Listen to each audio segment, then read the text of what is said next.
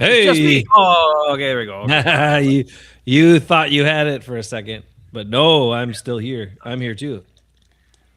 What the hell am I drinking? What is this? Your I'm wife drinking gave me Sunny these D. beers. Sunny D pineapple. Oh Lemon Sunny. shit! This is not just amber. This is Scottish amber. No wonder it's so dark. And there's like scotch in there. Uh-oh, this could be bad. This is from the Little Thistle Brewing Company in Rochester called Oh, Brave that's Woman. oh, is Yeah, that did you get the gift from how the Christmas or something from her? it was like a year ago Christmas.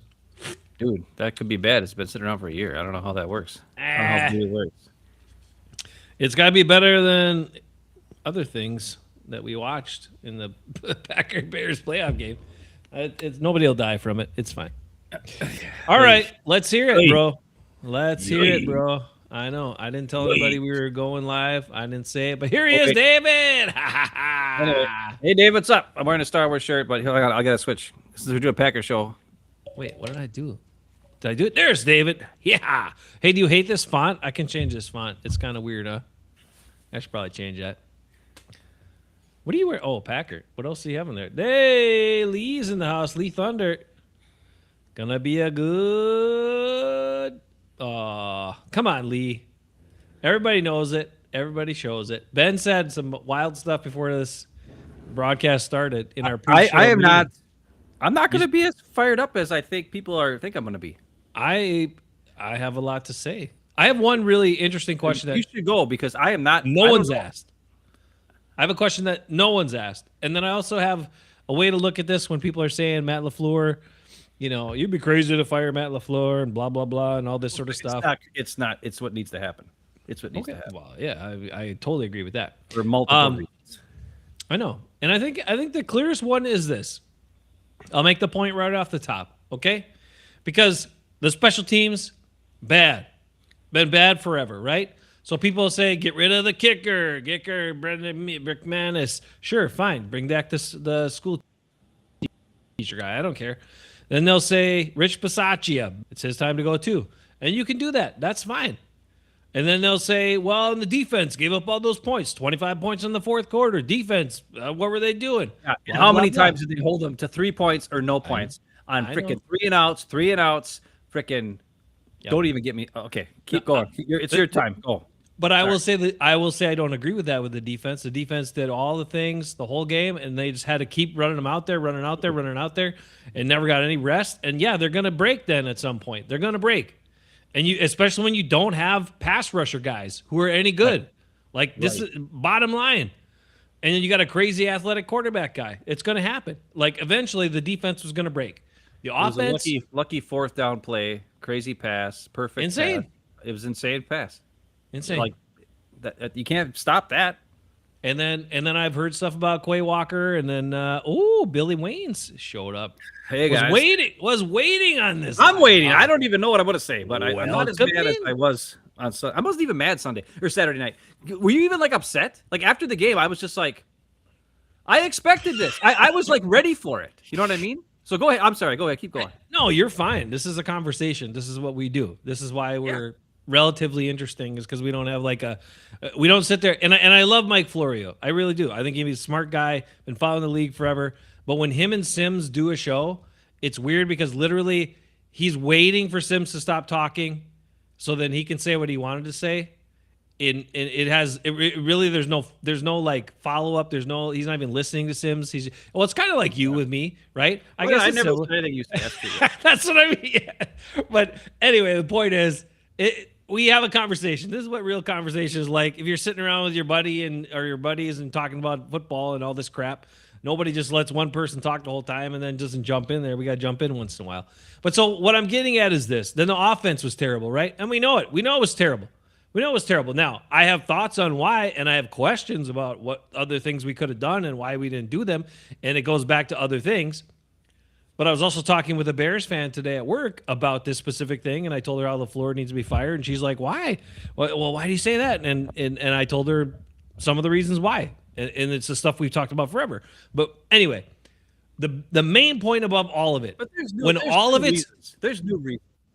there are new reasons, sure, but the main thing about all of it And let's talk about the game management, and let's talk about the other stuff, and let's talk about that. But the main thing about all of it is when everything's bad, the head coach has to. It goes back to him. Goes back to the head coach. When it can't just be like, oh, the defense is bad and the special teams is bad and this is bad and that's bad. When all of it's bad and the operation's bad and the game management is bad, it goes to the head coach. So, a la your head coach needs to go. And that's the simplest way to break it down. Now, there's a lot more intricacies thing and stuff in there for sure. But my main thought is, and main point to anyone that wants to argue why LaFleur should still be around, and they'll say that the wins. I don't know if your internet is wacky or if it's.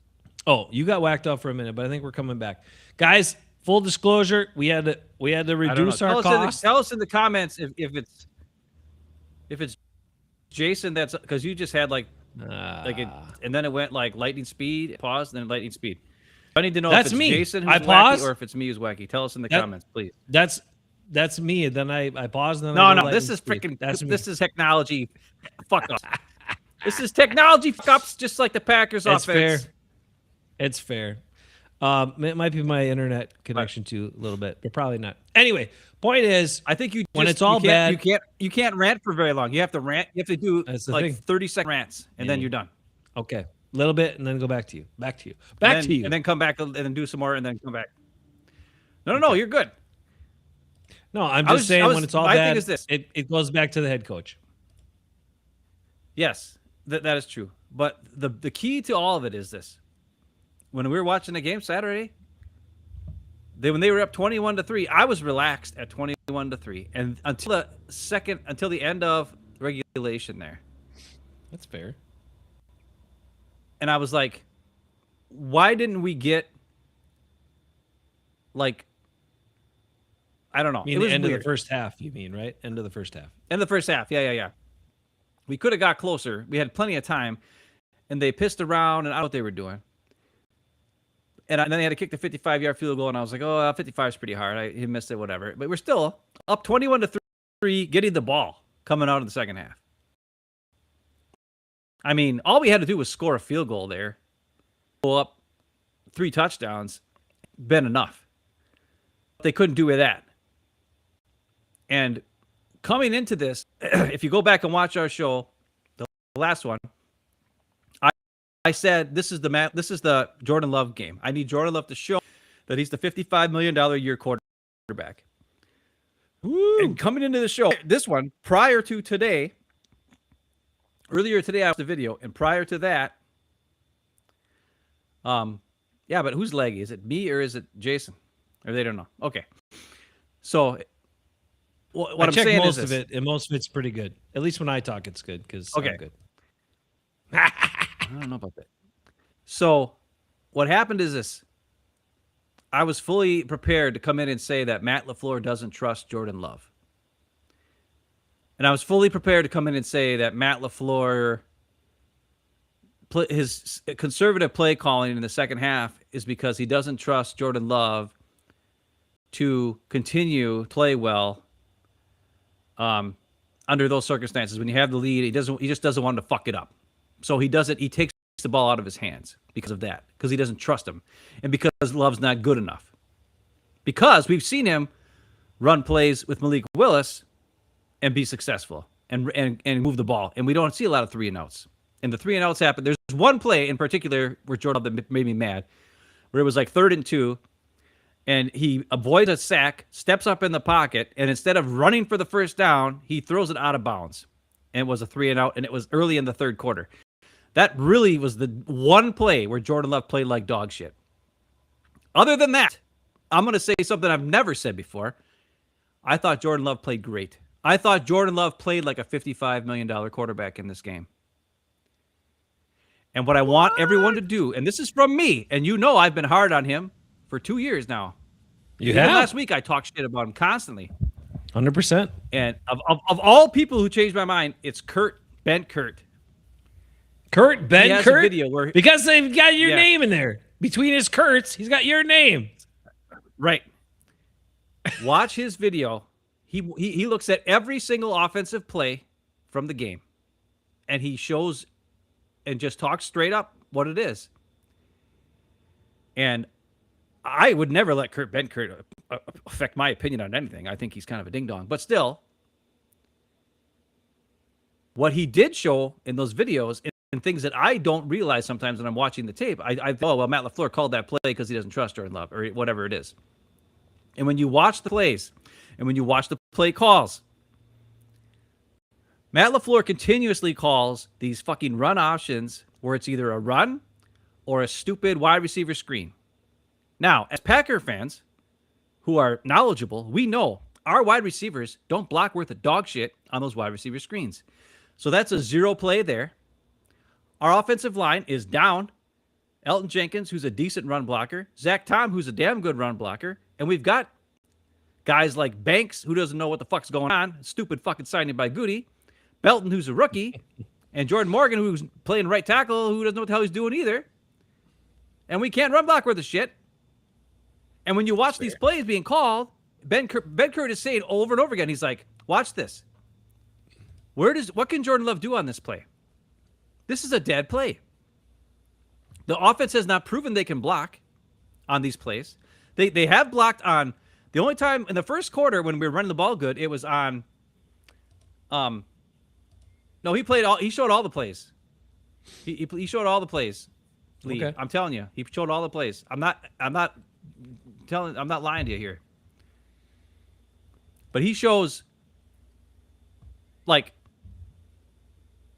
when you call these plays that are the run pass options out of shotgun, right? All you can do is either run the ball or do the wide receiver screen. There is no other option. So it takes Jordan Love's talent out of the game. Jordan Love's best talent is his arm. He also showed on multiple occasions where it was a run for 0 yards and then a run for 2 yards or whatever the hell it is. And then they show on third down, Jordan Love throwing a perfect pass to Romeo Doubs that gets the first down and continues to change. There's a couple times in the first half where he did that.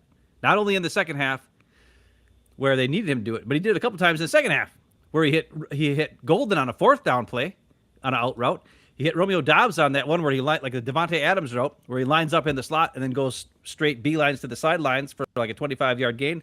That was a perfect pass that got him down there, and that was then led to the Golden touchdown. Because I thought all these touchdowns that Jordan Love threw were Matt LaFleur's, right? The Christian Watson touchdown action rollout, where he came across the line, anything special. Like I could have thrown that pass. The second touchdown to Romeo Doubs was a pick play where Watson just ran and Romeo was wide ass open. That's easy. I could have thrown that pass. Matthew Golden, the fourth touchdown.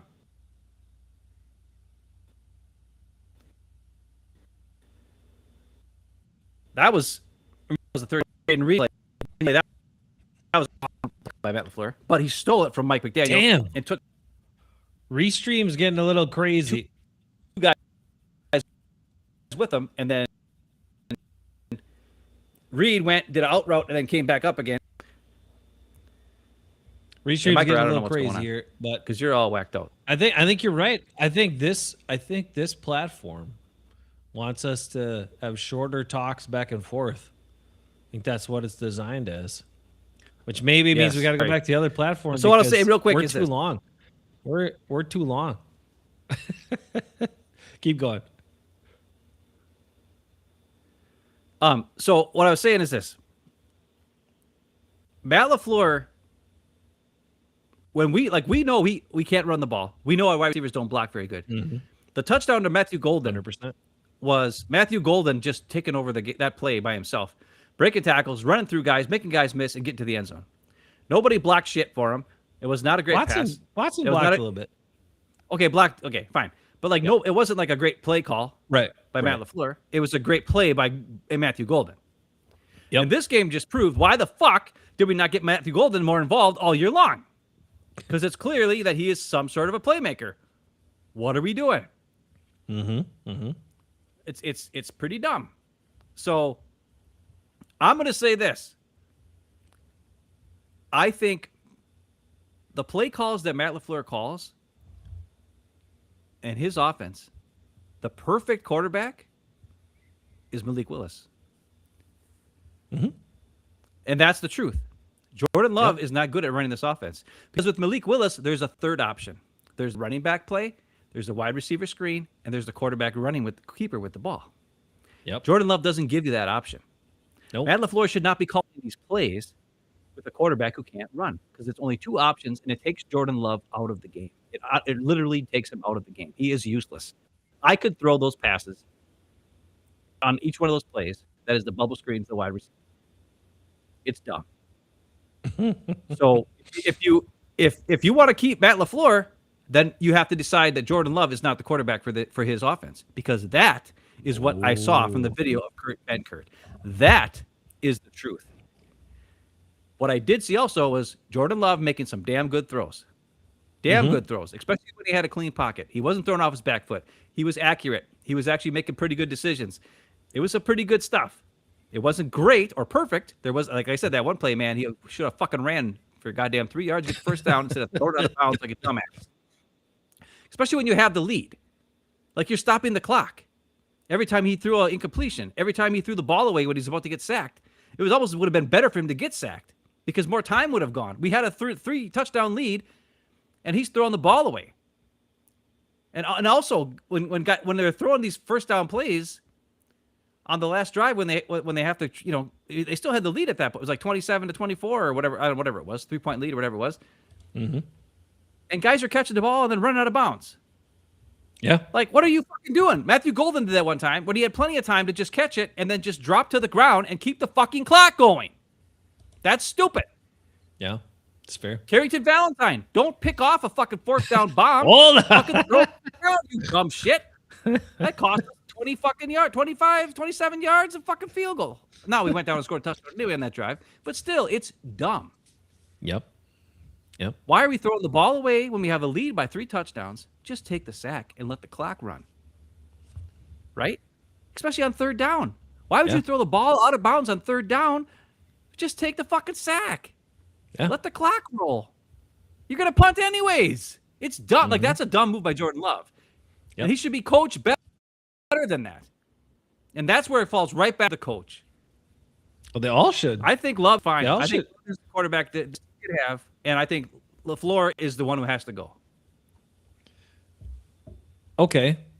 I mean, so I'm okay with that. I think, okay, here's you're 100% right that Jordan Love is not the appropriate guy for Matt LaFleur's offense. He's not. No, it doesn't fit. And that's what I was talking about. I was saying, I was telling this Bears fan a couple things today. One of the things was how Matt LaFleur doesn't know how to utilize his players. And that we've seen time and time again, but he doesn't know how to play them to their strengths. Case in point, we talk about Christian Watson, and they keep doing all this run verts and do this dumb stuff with him. When is Christian Watson the best? When he runs like a shallow crossing route, gets the ball in his hands, and just keeps running faster than everybody else on the field, and then scores a touchdown. That's great, but they don't do that enough. They don't do it. And the other thing you saw, sorry, going back to Jordan Love. Jordan Love is limited for this offense. You're right, and that's the thing. Jordan Love is pretty good at passing. Jordan Love is reasonably good at making decisions and stuff and protecting the ball. Okay, all that's good.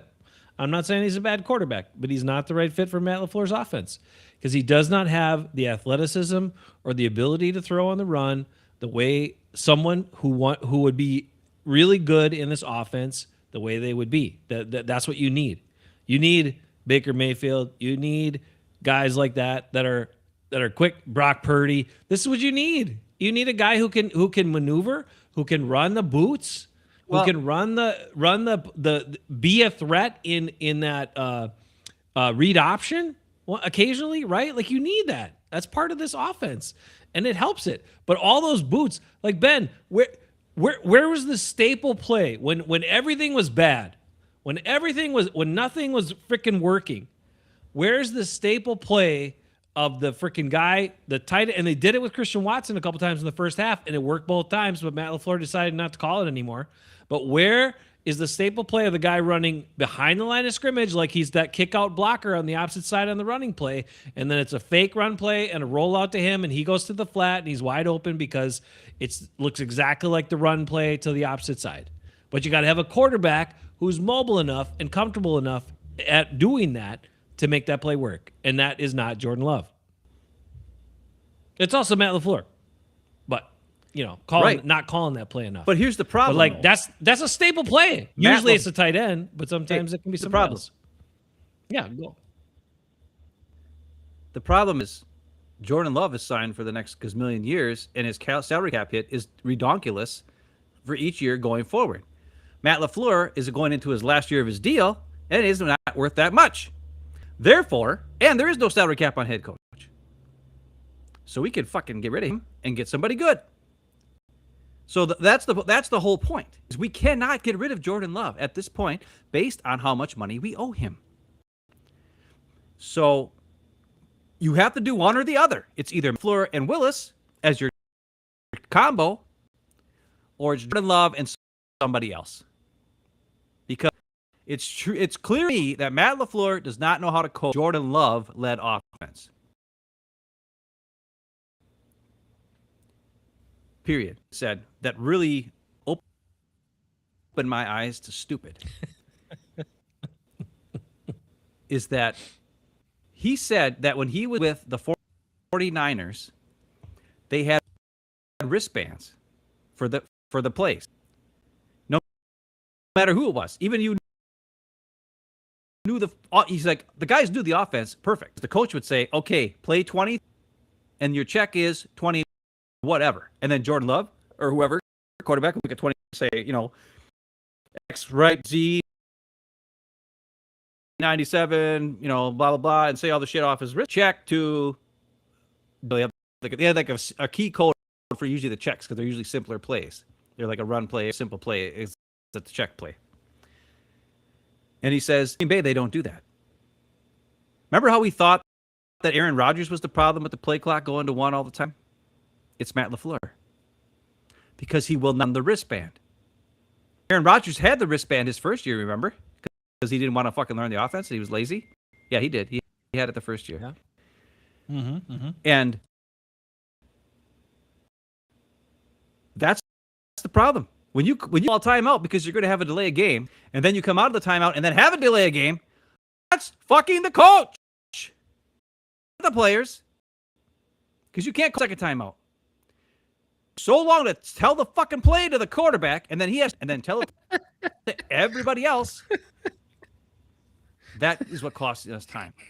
That's why Jordan Love is averaging 200 some yards passing a game. They don't have enough plays for him to pass more. It is dumb.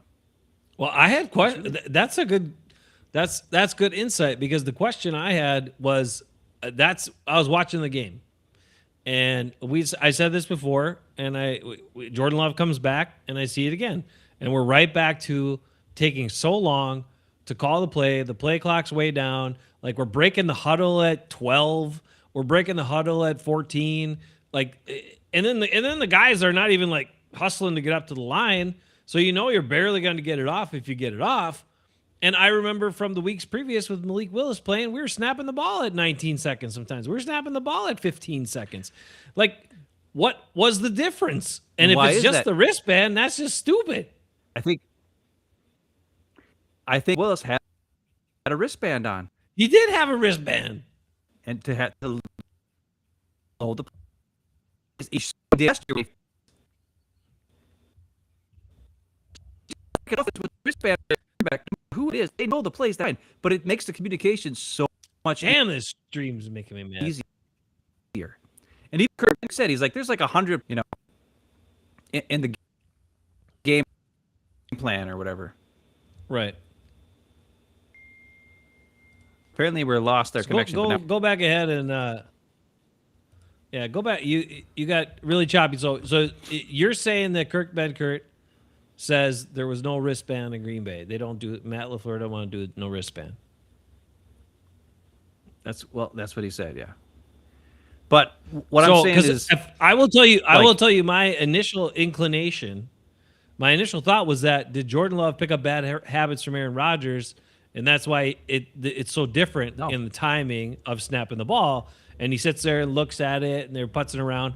But you're saying because Jordan Love doesn't wear a wristband. Malik Willis did have a wristband on. I do remember that. But Yeah, and that's what makes the communication easier. It's like it's one less step of confusion. To be quite honest, 100%. Why would you? It's efficiency is what it is.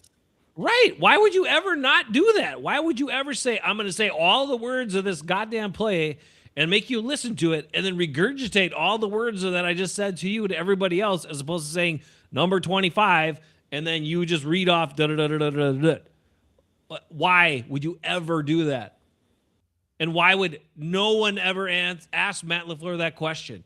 Why would no one ever make the observation of, oh, Malik was in and you guys were getting the play clock, getting plays off with like 15, 19, 16 seconds on the play clock. And every time Jordan's in, we're at zero. We're almost at zero. We're taking a timeout. We're taking a penalty. Like what? Why? And how does no one ask that question? Blows my mind. Now, one other quick thing. The very next day, I watched the games on Sunday, and then in a little bit, I'll come back and answer your question you asked me a long time ago. Forgot about that. But in the game on Sunday, I was watching one of the games. Tom Brady was the announcer, and one of the announcers, and whatever team, I forget which team it was. It was Philly. It was Philly, and he was talking about how Philly was doing that same thing. Philly was like Jalen Hurts was like snapping the ball super late, and he's like, it's just so choppy. There's no flow. There's no pace to the offense. And then he even talked about, you get the other team on their heels. You get the defense on their heels a little bit, and you can pick it up. And then they were slowing down, doing substitutions, and also running the play clock down. He's like, there's no pace and no flow to the offense. And that is exactly what you see with the Green Bay Packers under Matt LaFleur with this quarterback, Jordan Love.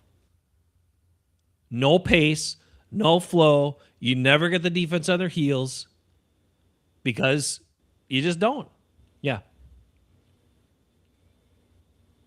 I'm going to switch to my phone because my computer, my internet is whacked. It's my internet that sucks. So I'll be back. Oh, damn. Okay, sounds good. So keep talking. I'll be finish back. my I'm going to point just on that. do it because I can't hear a damn thing you're saying. Yeah, okay.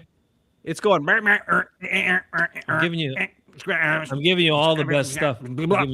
All the best stuff over here. That's what you're doing. I know, and I can't hear anything you're saying, and it's making me pissy mad. So I'm guessing that half the stuff I'm saying isn't coming through to you. But I'm looking at it on YouTube, and you don't look choppy at all. But I am choppy, which means it's me, and I'm going to just do it on my phone. Okay. So keep talking. I'll be back fair. in like a minute, not even half a second. All right. Sounds See good. you in a little Sounds bit. good. No, I'm good. Okay. So, but that's some of the guys. Anyone else notice that? Anyone else make that observation? Because I don't know why Caleb doesn't wear a wristband. I don't know. Willis did have a wristband. That's right. So I just don't understand why you wouldn't do it. Like we said, it's an efficiency gain. You got all the stuff there, or at least you have the abbreviation of it so the guy can just read it and say it, and then it's one less step and save so much time. And then you can get the pace going. Like if Tom Brady, one of the best quarterbacks ever, maybe the greatest quarterback of all time, greatest winner of all time in the NFL, if he's talking about that on the broadcast when you're watching another game and you think back to how your Packer offense looks and the pace of that, where there is no pace and there is no tempo and there is no getting the defense back on their heels, it makes a difference. If he's pointed out that that's a detriment to your offense and it's an advantage for the defense, why the hell? Of course, being a good offense is going to be harder. Of course, it's going to be more difficult. Just doesn't make sense, guys. It's like, and no one asked Matt LaFleur this question. Blows my mind. Blows my mind. Ben's here again. Ooh, just maybe his head's here. Look at this. We got a face and a head. I can't see you. What am I doing? Oh, okay, there you go. Whoa. All right. So yeah, the big thing I just wrapped up on the point was Tom Brady talking about that in the Eagles game about the tempo thing, how the Eagles offense didn't have tempo. And because they didn't have tempo, it was helpful to the defense. And it was hard to run offense when you have no tempo. Okay. And that's exactly what you see from the Packers offense all the time. Yeah, that sucks. Hey, I'm gonna do something real quick. Yeah, go for it. How do I stop my video? I'll turn your video off. It's fine. Yeah, turn it off. Yeah. I'm just gonna. Make Ben go away. I can make Ben. That's the greatest part about being the producer. I make Ben go away whenever I want. So Ben asked me a question before. Was I mad after the game? Were you mad after the game? I asked you guys that question in the chat. And I gotta say, I wasn't that mad. I like some people I get were super upset. Like I was watching the game with Nico. Nico was super upset because it was a loss to the Bears. He's like, losing to the Bears is the worst thing ever. And yes, it sucks losing to the Bears. I get it. And it sucks having your season end.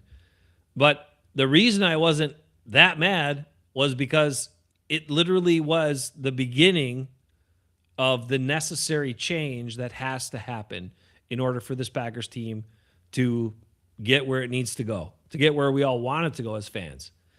And I thought that's how I made peace with it. I was like, this is the beginning.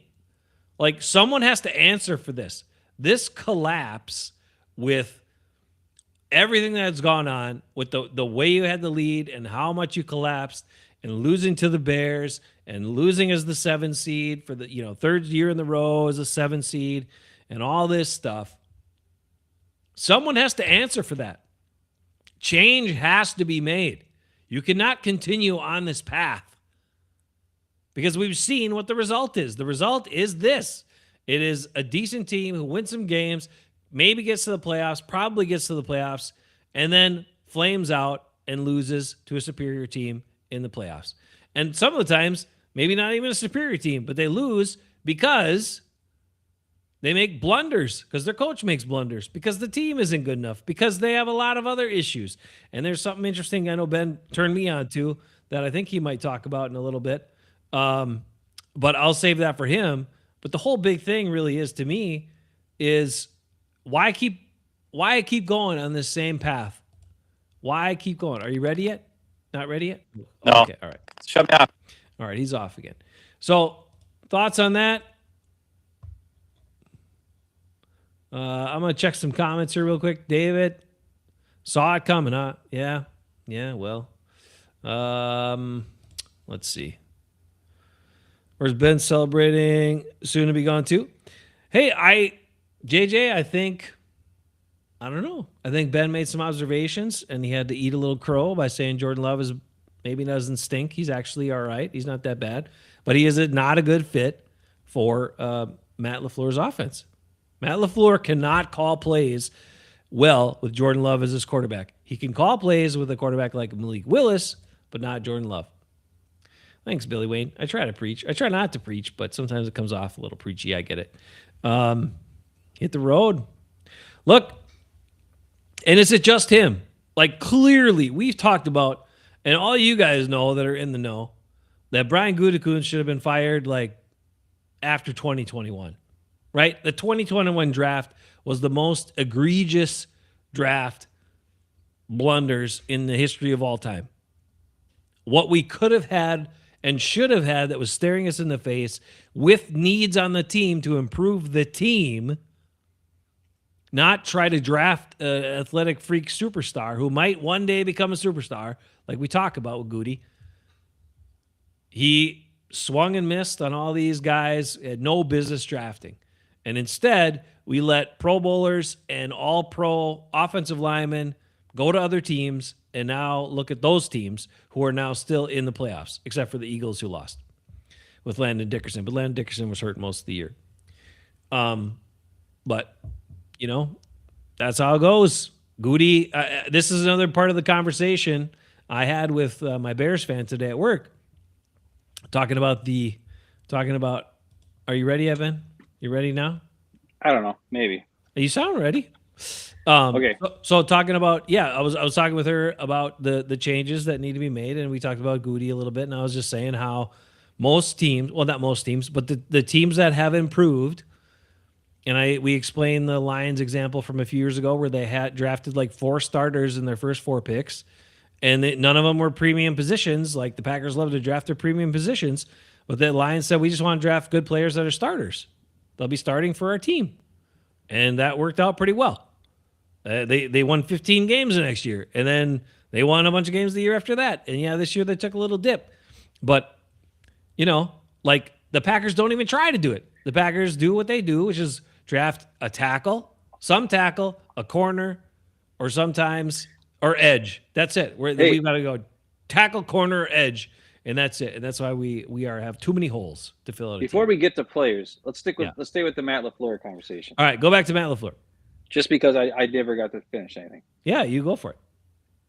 For people out there who are thinking that we should keep Matt LaFleur, there's a couple of huge keys to why we can't. Okay, it's very simple, and that's why. The first one is he doesn't know how to call plays Jordan Love, and we're stuck with Jordan Love because of Goody. Mm-hmm. So that right there is no Matt LaFleur. Problem number 2, he has hired 3 different special teams coaches in his 7 years, and he's hired 3 different defensive coordinators in his 7 years. Yep. It's obvious Rich Bisaccia needs to go because he does, for reasons, even though he's got an extension that's longer than next year, I think. And Jeff Hafley very well could be a head coach for a different team, if not the Packers, moving forward. Therefore, Matt LaFleur may have to hire 2 new major coordinators. Coordinators, yeah. And at this point, he's a lame duck coach going into this next year. So your options are A, extend Matt LaFleur after this terrible loss and all of the problems we've had over the years. Because if we don't extend him and we keep him at a lame duck coach, what good defensive coordinator and or good special teams coordinator is going to want to come and coach for a lame duck coach? He already has a hard time finding a good defensive coordinator. Jeff Hafley only came because we got lucky that he was a head coach at a college where he kept developing players, and then the big programs kept stealing them. He was getting sick of that shit. Yep. But who's going to want to come to Green Bay with a guy who was on the hot seat, and you may only have your job for 1 year? You're not going to find a good defensive coordinator with that plan. You're not going to find a good defensive coordinator or offense or a special teams coach when you can't trust that you're going to be there for more than a year. Because let's face it, if you're the guy who's hiring you gets canned, there's not very often that you gets to stay. Of course, in Green Bay, they keep guys forever. Yeah. That's besides the point. So, like Montgomery, thank God we got rid of him. He was a terrible defensive line coach. Besides the point. So, what I'm saying is so that's reason number 2. That makes reason sense. number 1, yeah, he can't coach Jordan Love. His offense doesn't work. Reason number 2, he cannot hire any good defensive coordinator or special teams coordinators and offense coordinator for that matter. But that's besides the point. But also, he couldn't do it when he had job security. How the hell is he going to do it when he doesn't have job security? Question number 2. And question number 3, the most important one, is his leadership ability. He is not the type of guy who puts fear into his players. He's a player coach, which is good in this day and age because a lot of the young players are too sensitive to take criticism. They get all whiny. So you have to be a player coach to survive, I think, a lot of times this league. Though, I don't know. Let's take a look at Mike Vrabel with the Patriots. They're doing pretty damn good. I think they were god-awful last year, and they get a freaking hard-ass coach, and guess what? Now they're fucking the shit. I don't know. Who knows? Yeah. Also, look at the Bills. They got a defensive coordinator as their head coach. Defensive guy is a tough ass. They're pretty good. They're still alive. Look at the Seahawks. They got a defensive coordinator as their head coach. He's a hard ass. They're destroying people. Look at the freaking Houston Texans. They got a defensive coach as their head coach. They're kicking the shit out of everybody. So I don't know. Is it time, perhaps, to find a hard ass instead of these offensive coordinator guys who can communicate with the quarterback and flabbity floop? Or could we get a guy who's a tough SOB and who makes our guys into tough SOBs? And I think it's time. So I don't think his leadership works. And I don't think he knows how to run an offense with Jordan Love. I also don't think that he can find a defensive coordinator or a special teams coordinator who'd want to come here in Green Bay with a coach who's on the hot seat. You can't find a good one anyway. And he had a hard time hiring guys when he wasn't on the hot seat that were any good. So how the fuck is he going to hire somebody who's any good when he's on the hot seat? That's the reasons why Matt LaFleur cannot be the Packers coach anymore. Unless you want to just keep losing, because that's what's going to happen.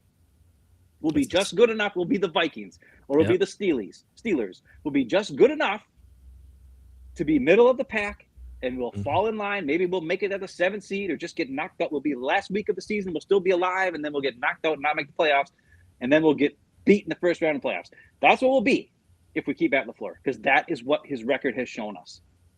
When you have that many leads that you've lost, 21-3, going into the second half with the ball, and you lose the fucking game, that is on the head coach.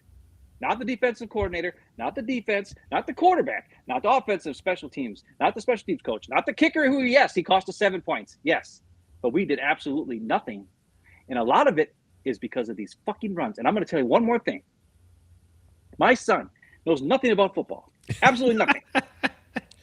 Which you would think, what? Don't you love football? Would you try to make your son like football? Yes. He hates football. I don't know if he hates it. He just doesn't care. He's apathetic towards football. Now, he was born in Minnesota, so I can't blame him. When you're a Vikings fan, or the Vikings are here, I can see how, he used to wear an Adrian Peterson jersey every day to school because he was a Vikings fan, and he didn't even know he was doing that when he was a little kid.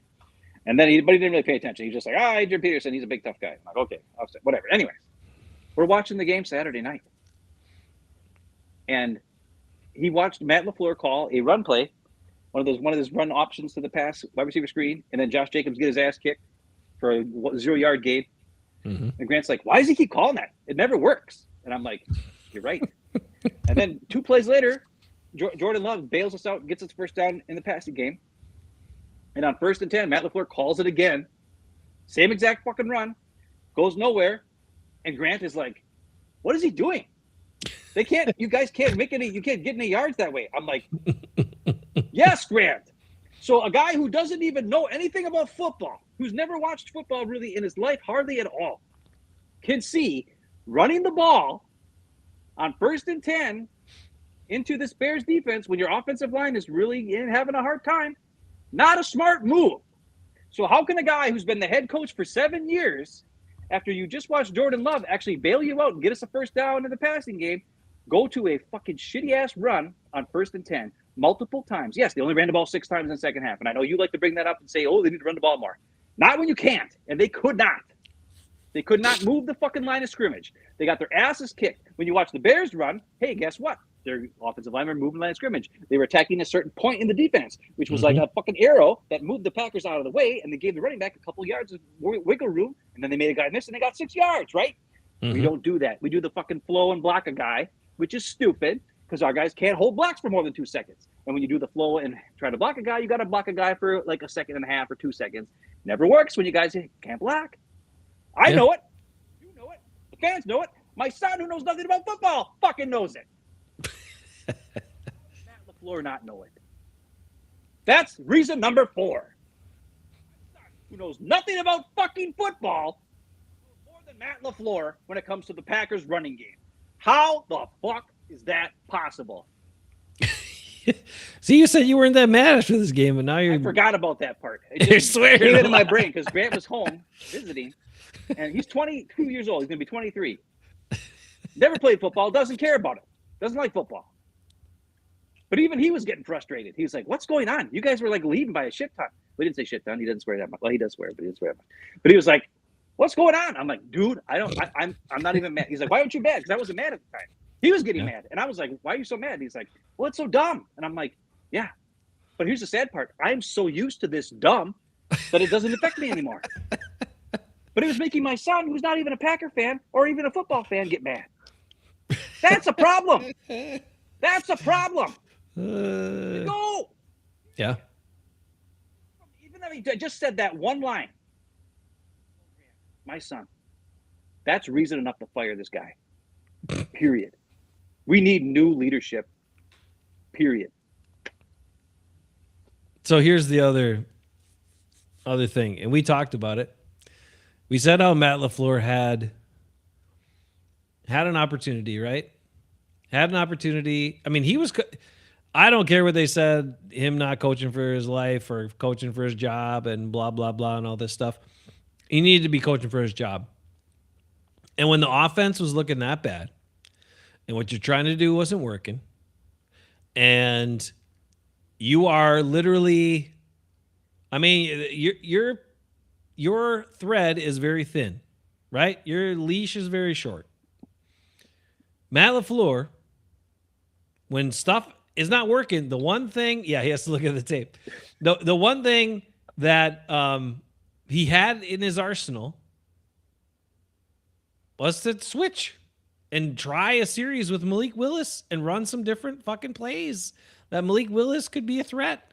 And when your line is blocking like garbage, if you put that guy in, then maybe the defense has to adjust. And you get something that's more favorable. And you know what?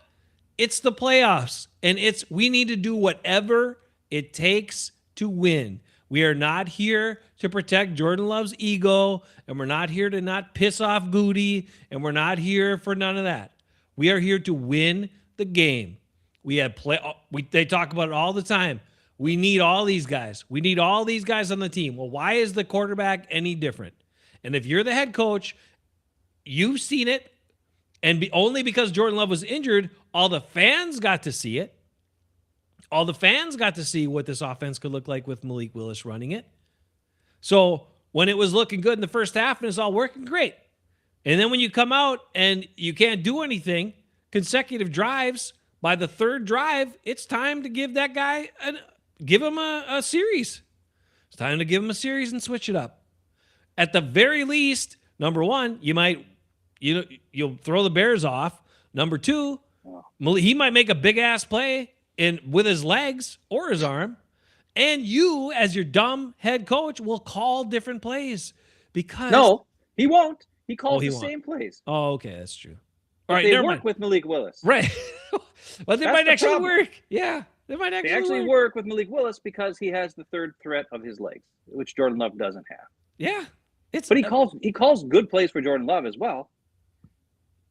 It's just Malik Willis can do all of the plays. Yeah, which makes him a better quarterback. Yep. And definitely a better quarterback for Matt LaFleur. Yeah. But like I said, we are so tied in money to Jordan Love that you can't keep LaFleur. But I mean, you have to keep Love.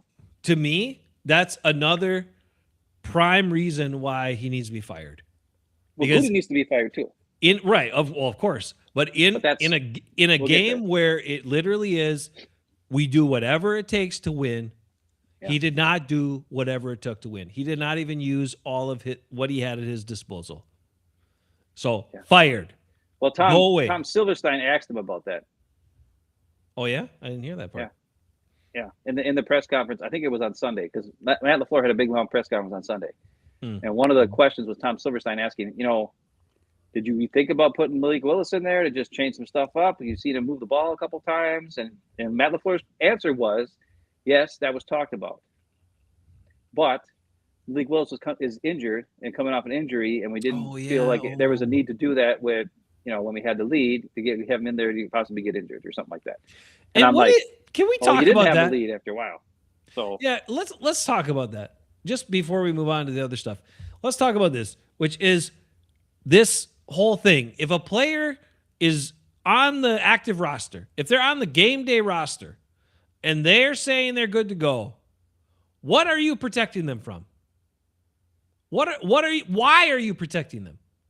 It doesn't make sense to me. If he gets hurt or he hurts something more in the game, that stuff happens. Fine. But you do not need to prevent yourself from being successful by trying to prevent that injury from maybe happening that may not happen. Why are we taking hypothetical injury possibilities and preventing them from allowing you to do what you should do as a coach or utilizing a player that could be utilized? Makes zero sense to me. And it also seems like these days, a bunch of these guys are sitting out a lot of the times when dudes 5, 10, 15 years ago, those dudes would be playing. In a playoff game, they would, for sure. Hell yeah. And is that the player or is that the team? It's a team. Okay, let's get into it. let's Say get into the Mike Daniels interview. Say it. So, Pack-A-Day Podcast had an interview with Mike Daniels yesterday, and it was awesome because Mike Daniels is fucking awesome. He's always been awesome. He's been one of our Hafen Bros' favorite guys in the history of all time. Anybody from Iowa usually is. Micah Hyde, Mike Daniels. Okay, not Balaga. Take it back. But those two guys for sure. And not Josh Johnson or what was his name? Josh Jackson. Whatever. Josh Who's the corner? Jackson. Josh Yeah. Jackson. Yeah, he didn't work out. But anyways. Sorry. But for sure, those other two guys. Yep.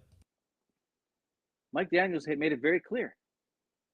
He said, when you come to Green Bay, like, they don't really tell you to be tough. He's like, I've seen guys who were tough guys in college who go to Green Bay, and within a couple years, they're pulling up. He talked about Ha-Ha Clinton-Dix and Morgan Burnett, who he watched on film in college in Ha-Ha Clinton-Dix, and Morgan Burnett, who he played against in a college game. And Morgan Burnett knocked one of his teammates out because he hit him so hard. Then he said he got to the Packers, and Morgan Burnett, his rookie year, his rookie season, and Morgan Burnett was pulling up on guys, not hitting them hard. He also said he used to, because the interviewer guy was like, well, Mike, you were always one of the toughest guys and hard, always going crazy and all this. And he's like, are you saying we need to get more crazy? And he's like, no. He's like, I don't want crazy guys, like, off the field. But they got to have a switch to go crazy when they get on the field. He also said there were times when he would, like, get mad about something and try to go to the sidelines and get mad. And then everybody would be like, dude, calm down. Dude, calm down. He's like, no. You need guys to fire up everybody else. But he's like, with the Packers, and I didn't know if it was just the pros, like you become a pro and then you get paid and then you're looking out for you more, right? You're not trying to hurt yourself or you're not trying to, like, hurt anybody because everybody's nice to each other and blah, blah, blah. And he's like, but then I went to the Lions and then I went to the Bengals. And he's like, and those two teams wanted to kill everybody, even though they sucked, he even said. He's like, when I was at the Lions, he's like, Matt Patricia was the head coach. And Matt Patricia would come up to me and tell me, I need you to get these guys riled up. And he's like, I didn't even play that much with them because that was at the end of my career. He's like, but he wanted me to get them fired up because we were playing the Bears that week and talk about how much I hated the Bears. And he was like, and then he went back and thought about it. He's like, the Packers never talk about hating the Bears. He's like, Mike McCarthy would have to put signs up in the facility saying that it was rivalry week, it was Bear week, or if it was Viking week, or if it was Lions week. He's like, the other teams, they talk shit about the Packers all year long, he said. Lions, all they said was they hate everybody. They hate the Packers. They hate the Bears. They hate the Vikings. He's like, they wanted us to hate every other freaking team in our division. He's like, with the Packers, there's no talk like that. There's no talk about hating the other teams. And he said, and the reason why, and this is the thing, the key to the whole Mike Daniels interview and why he did it. He called that guy and said, I have some things to talk about. It wasn't like they called Mike Daniels and said, hey, Mike Daniels, you want to come on the show? He called and said, I need to talk about this. That's how important this is to Mike Daniels as a Packer, former Packer who wants the Packers to succeed. He said, when I saw the video of the Bears coach, Ben Johnson, after the game, saying he fucking hates little guys. I fucking hate those guys. I fucking hate the Packer. He said it like 3 times and he was just fired up. He's like, that really got me. That triggered me. Because when I was in all my years in Green Bay, not once did they build this hatred of the rivalry with us. And the thing that's really important is we don't, as players from different colleges, right? From all over the country. He's like, we don't know the history of the Packers and the Bears. We don't know these histories. We come from college. Like, I played at Iowa State. I know that history, right? And they told me about it when I went there. He's like, oh, this is the rivalry. This is the thing, right? He's like, I grew up near Pennsylvania, so I knew the Penn State and Michigan State rivalry and these, all these things. He knew those rivalries, but he doesn't know. He didn't know how deep it is. He's like, he was saying how coaches and the teams need to share videos of, like, former games of, like things that have happened in the past, dirty plays and other crap like that, that proves that there is a rivalry there, right? And he talked about how going into the Vikings opened up their new stadium and they wanted to play the Packers. And he said Mike McCarthy had him talk to the team because they needed to get everybody fired up. And he said he was talking about, we hate these guys and we want to kill them and we want to ruin their day, their opening day against us. they're opening their new stadium. We're going to kill them and destroy them and all this stuff. And he's like, I looked around at my teammates and they looked at me like I had 7 eyes, he said. That's his exact quote. He's like, they didn't understand it. They didn't understand that we have to have hatred and have to have aggression. They didn't get it. And guess what? We lost. And he's like, in the very next year, Anthony Barr pile drived Aaron Rodgers and knocked them out of this for the season. And that was like the freaking huge victory for all the Viking fans. Remember when the Vikings that year had the top 10 moments of the Vikings? And one of them was just knocking out Aaron Rodgers for the season? Yep. That shows you how the Vikings and the Lions and the Bears talk about us. He's like, those other teams, they hate us. They all hate us. And they hate each other. But the Packers have a weird thing where it's like they think they're better than everybody. Like, oh, they're not even worth our hate. That's not the words McDaniels said, but that's my translation of what he said. And I believe that is what it is. We've gotten so accustomed to leading and leading the divisions because we had Hall of Fame quarterbacks for 30 years that we are just like, oh, we're better. We don't even like whatever. That's not a rivalry. It's not a rivalry. We just kick their ass all the time. Okay. Well, when we don't have a fucking Hall of Fame quarterback, we got to start fucking getting some hard asses back. We got to start proving that we want to smack the piss out of them again. And that's what Mike Daniels' interview is. So if anybody has time, it's like an hour long, and he says a lot of the same crap over and over again, but it's awesome. And he talks constantly about how even when he was there, they would try to muzzle him. Like they try to like tell him to, just calm down. And he's like, what? And then he went to the Lions, and then he said he went to the Bengals. And that was the year they went to the Super Bowl and lost. And the game, when they got to the Super Bowl, the head coach went up to Mike Daniels and they told him, we wouldn't be here without you. The defense coordinator, I think, was that. He's like, we wouldn't be here without you. And Mike Daniels is like, I've been on the practice squad all year. I haven't even played in the game. And he's like, yeah, but it's your attitude and your leadership that's helped us play better as a team. And that's the key. It's fair. The Packers don't have a physical, tough guy leader on the team anywhere. Nowhere. There is no tough guys on this team. Remember we had TJ Lang? Was a freaking cheater, hit you after the whistle, smack you around a little bit. He was a tough guy. Lukey Patrick, he would always go right to the whistle. Nobody talked about how tough he was, but he was an enforcer of some point. He would go until the whistle, and then a little bit after the whistle on offense, and that matters. We don't have that guy at offensive line. Right, their offensive line played more aggressive. Than they were more physical. They held their blocks longer or looked for extra blocks. Like these guys, watch them now. It's like they lose contact and they just are like and then they kind of look around. And there's no aggression. There's no like initiative to go hit somebody else. It's crazy. But look at him, and he was. The thing that blew me away is he said he knows Rasheed Walker. He's like, that guy was. He said he was a monster. He was an animal, and now he looks so passive. He's not a monster anymore. He's not. So you're right. And when I was shocked when he said that too. He's like, I know Rasheed Walker, and he'll take you out. And I'm like, Rasheed Walker looks like a chump out there sometimes. Like he's not even trying. Like what are you talking about? He doesn't go to the whistle. He reminds me of Big Dog. Glenn Robinson with the Bucks, where as soon as the whistle was done, all of a sudden he's like, slump down. Big Dog. Remember how Big Dog would play, and then all of a sudden, whistle, he's lazy. That's Rasheed Walker. Like he's lazy before the whistle. He blocks for about 2 minutes, and then he's okay, I'm done. Or 2 seconds, whatever, 1 second, he's done. 1 second. But you're right. He did say that, and he also said Quay Walker is a dog, and all this. Like, what happened to him? And I don't know. I don't know either. And not only that, how many times does Matt LaFleur complain about guys getting penalties, right?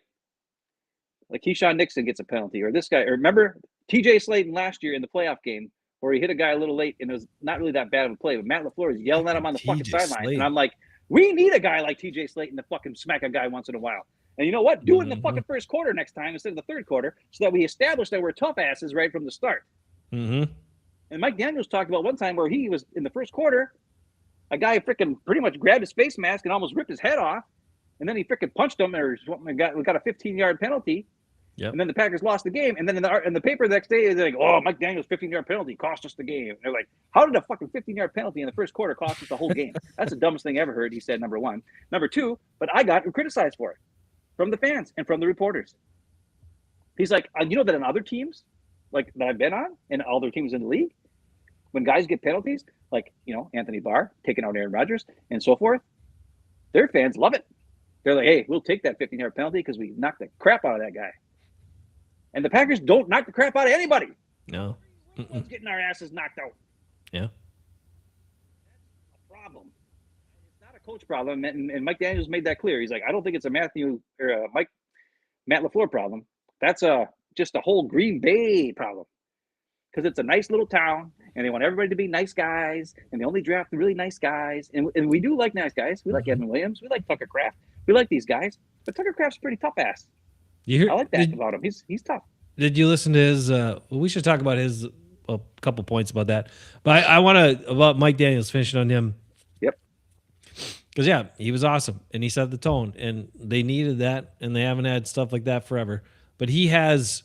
So he was talking about those dog guys, and even like Quay Walker, and it was just like perplexing to him about how this happens. But he did point that out, how there were coaches on other teams that would say, yeah, go set the tone early. And if you got a 15-yard penalty, it wasn't a big deal. But maybe that's part of the reason, and you're right, Matt LaFleur publicly criticizes and calls guys out for different things like that. Maybe that's part of the reason Keyshawn turned it down after a while. Maybe that's part of the reason some of these other guys turn it down. I don't know. But all I know is I watched the Texans play defense on Monday night. Holy shit.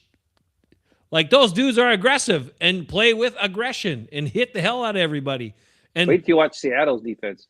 And Will Anderson and Hunter, they're not big dudes on the edge, but they play fast and physical and strong and cause a lot of problems. And then dudes, I looked at these big guys in the middle, right? I was like, oh my God, these guys must be huge. They're 297 pounds. They're not even 300-pound guys. But they play with aggression and fire and just full go. Like, how do you take that out of guys? It's mind blowing. But the part that hasn't made sense this whole time is that the Packers somehow drafted all passive players everywhere. It just didn't make sense. They're like, how is that possible? It can't be possible. I mean, even though they do this, the personnel, personality evaluations and all that, and they want the nice guys, there's got to be some of these guys that are aggressive in here, right? And then we see them on the field, and they're just not aggressive. So either they were thinking too much, so they couldn't be aggressive, or something else happened. And how that's transferred, communicated, infected, I don't know. But it's clear as day. It's clear as day. We just do not have aggressive enough guys. And then again, when we have guys that we need to be tone setters, they're just not that. You got to show Billy Wayne's quote there on the message. He's right on the money. Mike Daniels did say that. Embrace being the villain. Yeah. Embrace being the villain. Yep. And you don't have to have everybody do that. No. But you got to have somebody who's a tough guy on both sides of the ball. And probably he was talking about at every level. It'd be best to have a tough guy at every level. A tough guy in the D-line, tough guy at linebacker, tough guy at safety. And we don't have tough guys at safety right now. Evan Williams is a great, smart, cerebral guy, but he ain't tough. And Xavier McKinney pulls up on fucking tackles all the time. He's a wuss. Yep. Bottom line. How many times do you see that where a guy is a tackler's engaged and that other guy coming in is a guy that knocks the ball out because they knock the piss out of the guy or they punch the ball out? That's McKinney's job. Go do it, and he doesn't. He knock the ball. Hey, he knocked the ball out a couple times. I know, but those were I thought solo McKinney had one of his best games. Those are solo tackles for him. I'm talking about when most of the time, if safeties are later to the party and somebody else is already in contact with the ball carrier, that's your thing. Part of the thing is you either smack them and lay the wood because the guy's pretty much stopped his momentum already or slowed him down, and you're coming with a full head of steam, or you go and knock the ball out in those situations. But they don't do that very often. Yeah, go ahead. No leadership also, Back yes. to Mike Daniels, the key to why he wanted to even talk in the first place was the Ben Johnson thing. You should have told him he could come on our show and talk anytime, too. Was Mike Daniels, in case you ever catch this. Mike Daniels, Micah Hyde. You're any welcome. of these fucking guys that are awesome former Packers. Tremont Williams, Lukey Patrick. Those are the favorite guys. Aaron Jones. Come on. Those are the Packers that we know. Packers. Awesome dudes and awesome players and didn't leave anything off on the field. When they were on the field, they went all out and played like bananas, right? Those are the type of guys we like. But when he goes back to the key point of why he wanted to talk in the first place was the Ben Johnson saying, fuck the Packers, I hate those fucking guys, repeatedly. And he led a team that was down 21-3 going into the second half and didn't even have the ball, came back and won. And why? Because he's not only think of if he said that publicly. He didn't say it publicly. He was in a locker room that got leaked, but the Bears let that video out. It wasn't like leaked on camera or something. It wasn't like some weird video that got leaked. It was the Bears video. They like, yeah, here you go. Everybody can watch the celebration after the game. But the Bears players know how much the Bears hate the Packers. And that's the other thing, because we've been on top so long before this, all these teams really hate us. So that I don't think it really had to work that hard to make the Bears players get up for this game. But they were up and ready to go. And even though things didn't go well in the first half, they still fought all the way through. And their defensive coaches made adjustments and were smart. Matt LaFleur talked about that too. We can talk about that if you remember. Why he ran so much out of shotgun was because he said the Bears defense switched, and it took away because it was so closed up. He wanted to run out of the shotgun and try to get him to back off a little bit instead of running under center. And I'm like, well, you can't fucking run out of shotgun. You never could. It's dumb. But anyways, besides the point.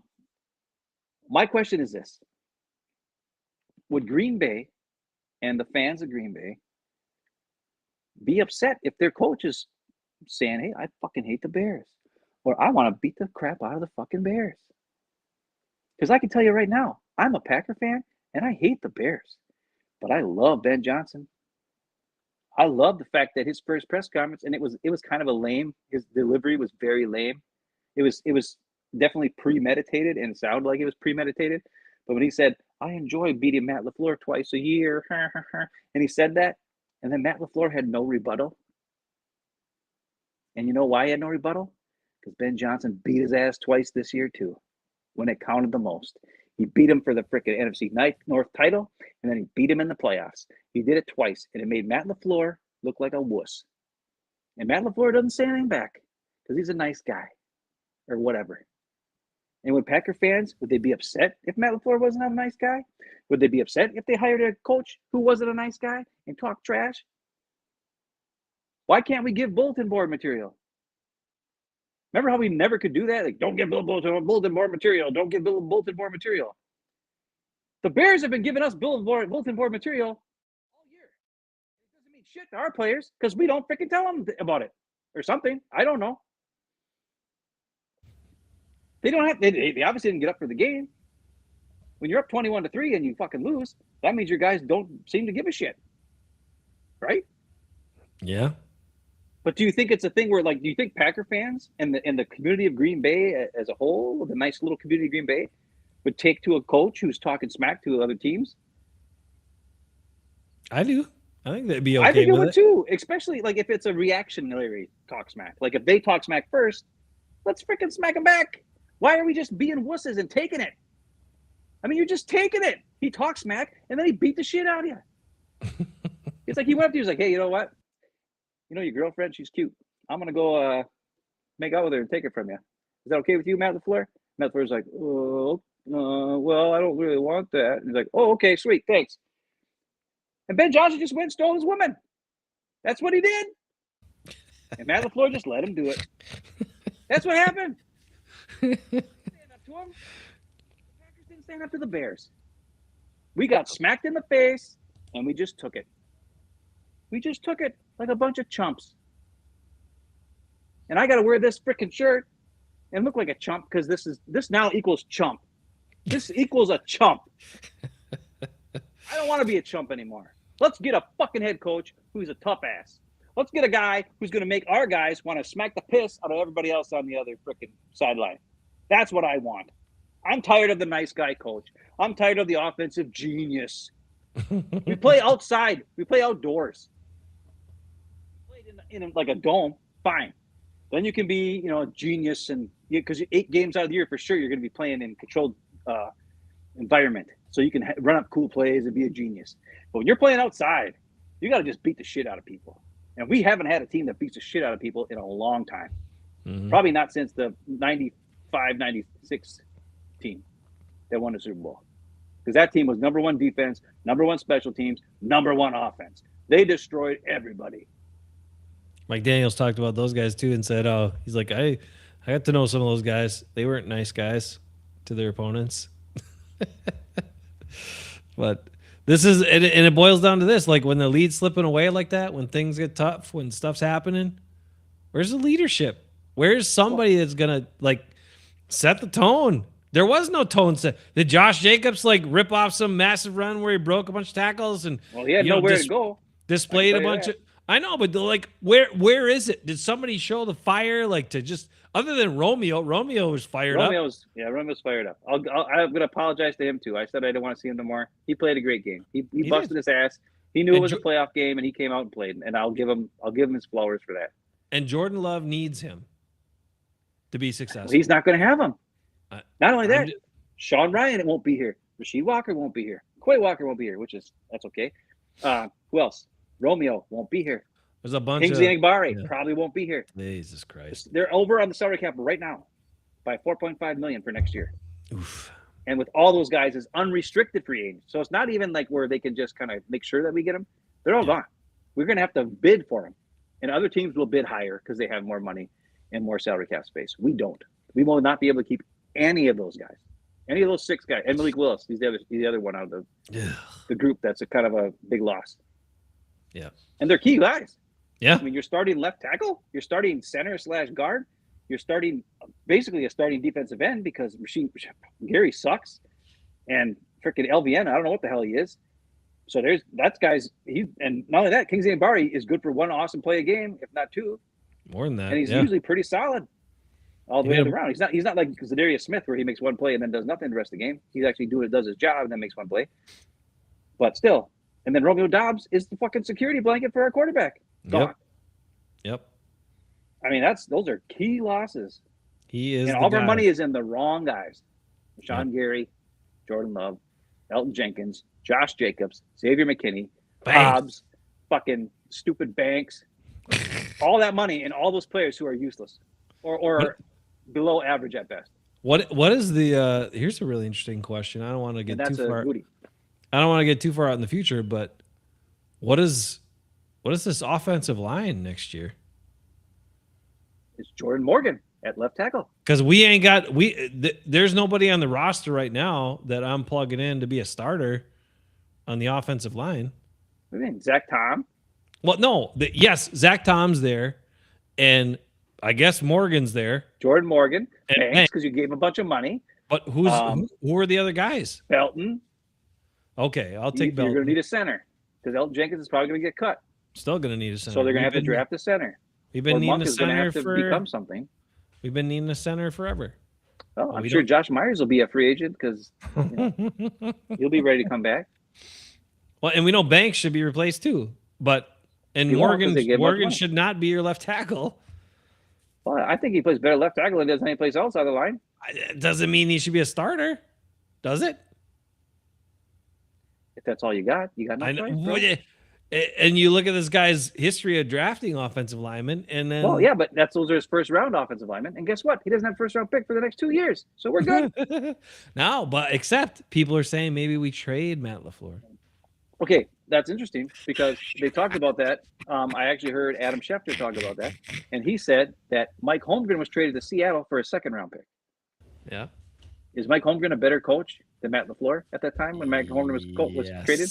Oh yeah, he was a Super Bowl winning coach. Got his team to 2 Super Bowls and only lost because Brett Favre was a dumbass in the second half and threw the ball to the other team a bunch. So that's that.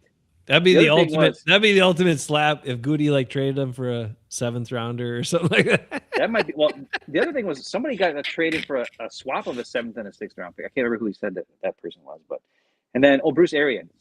Bruce Arians was traded for a swap of a 7th and a 6th round pick from Arizona to the Tampa Bay.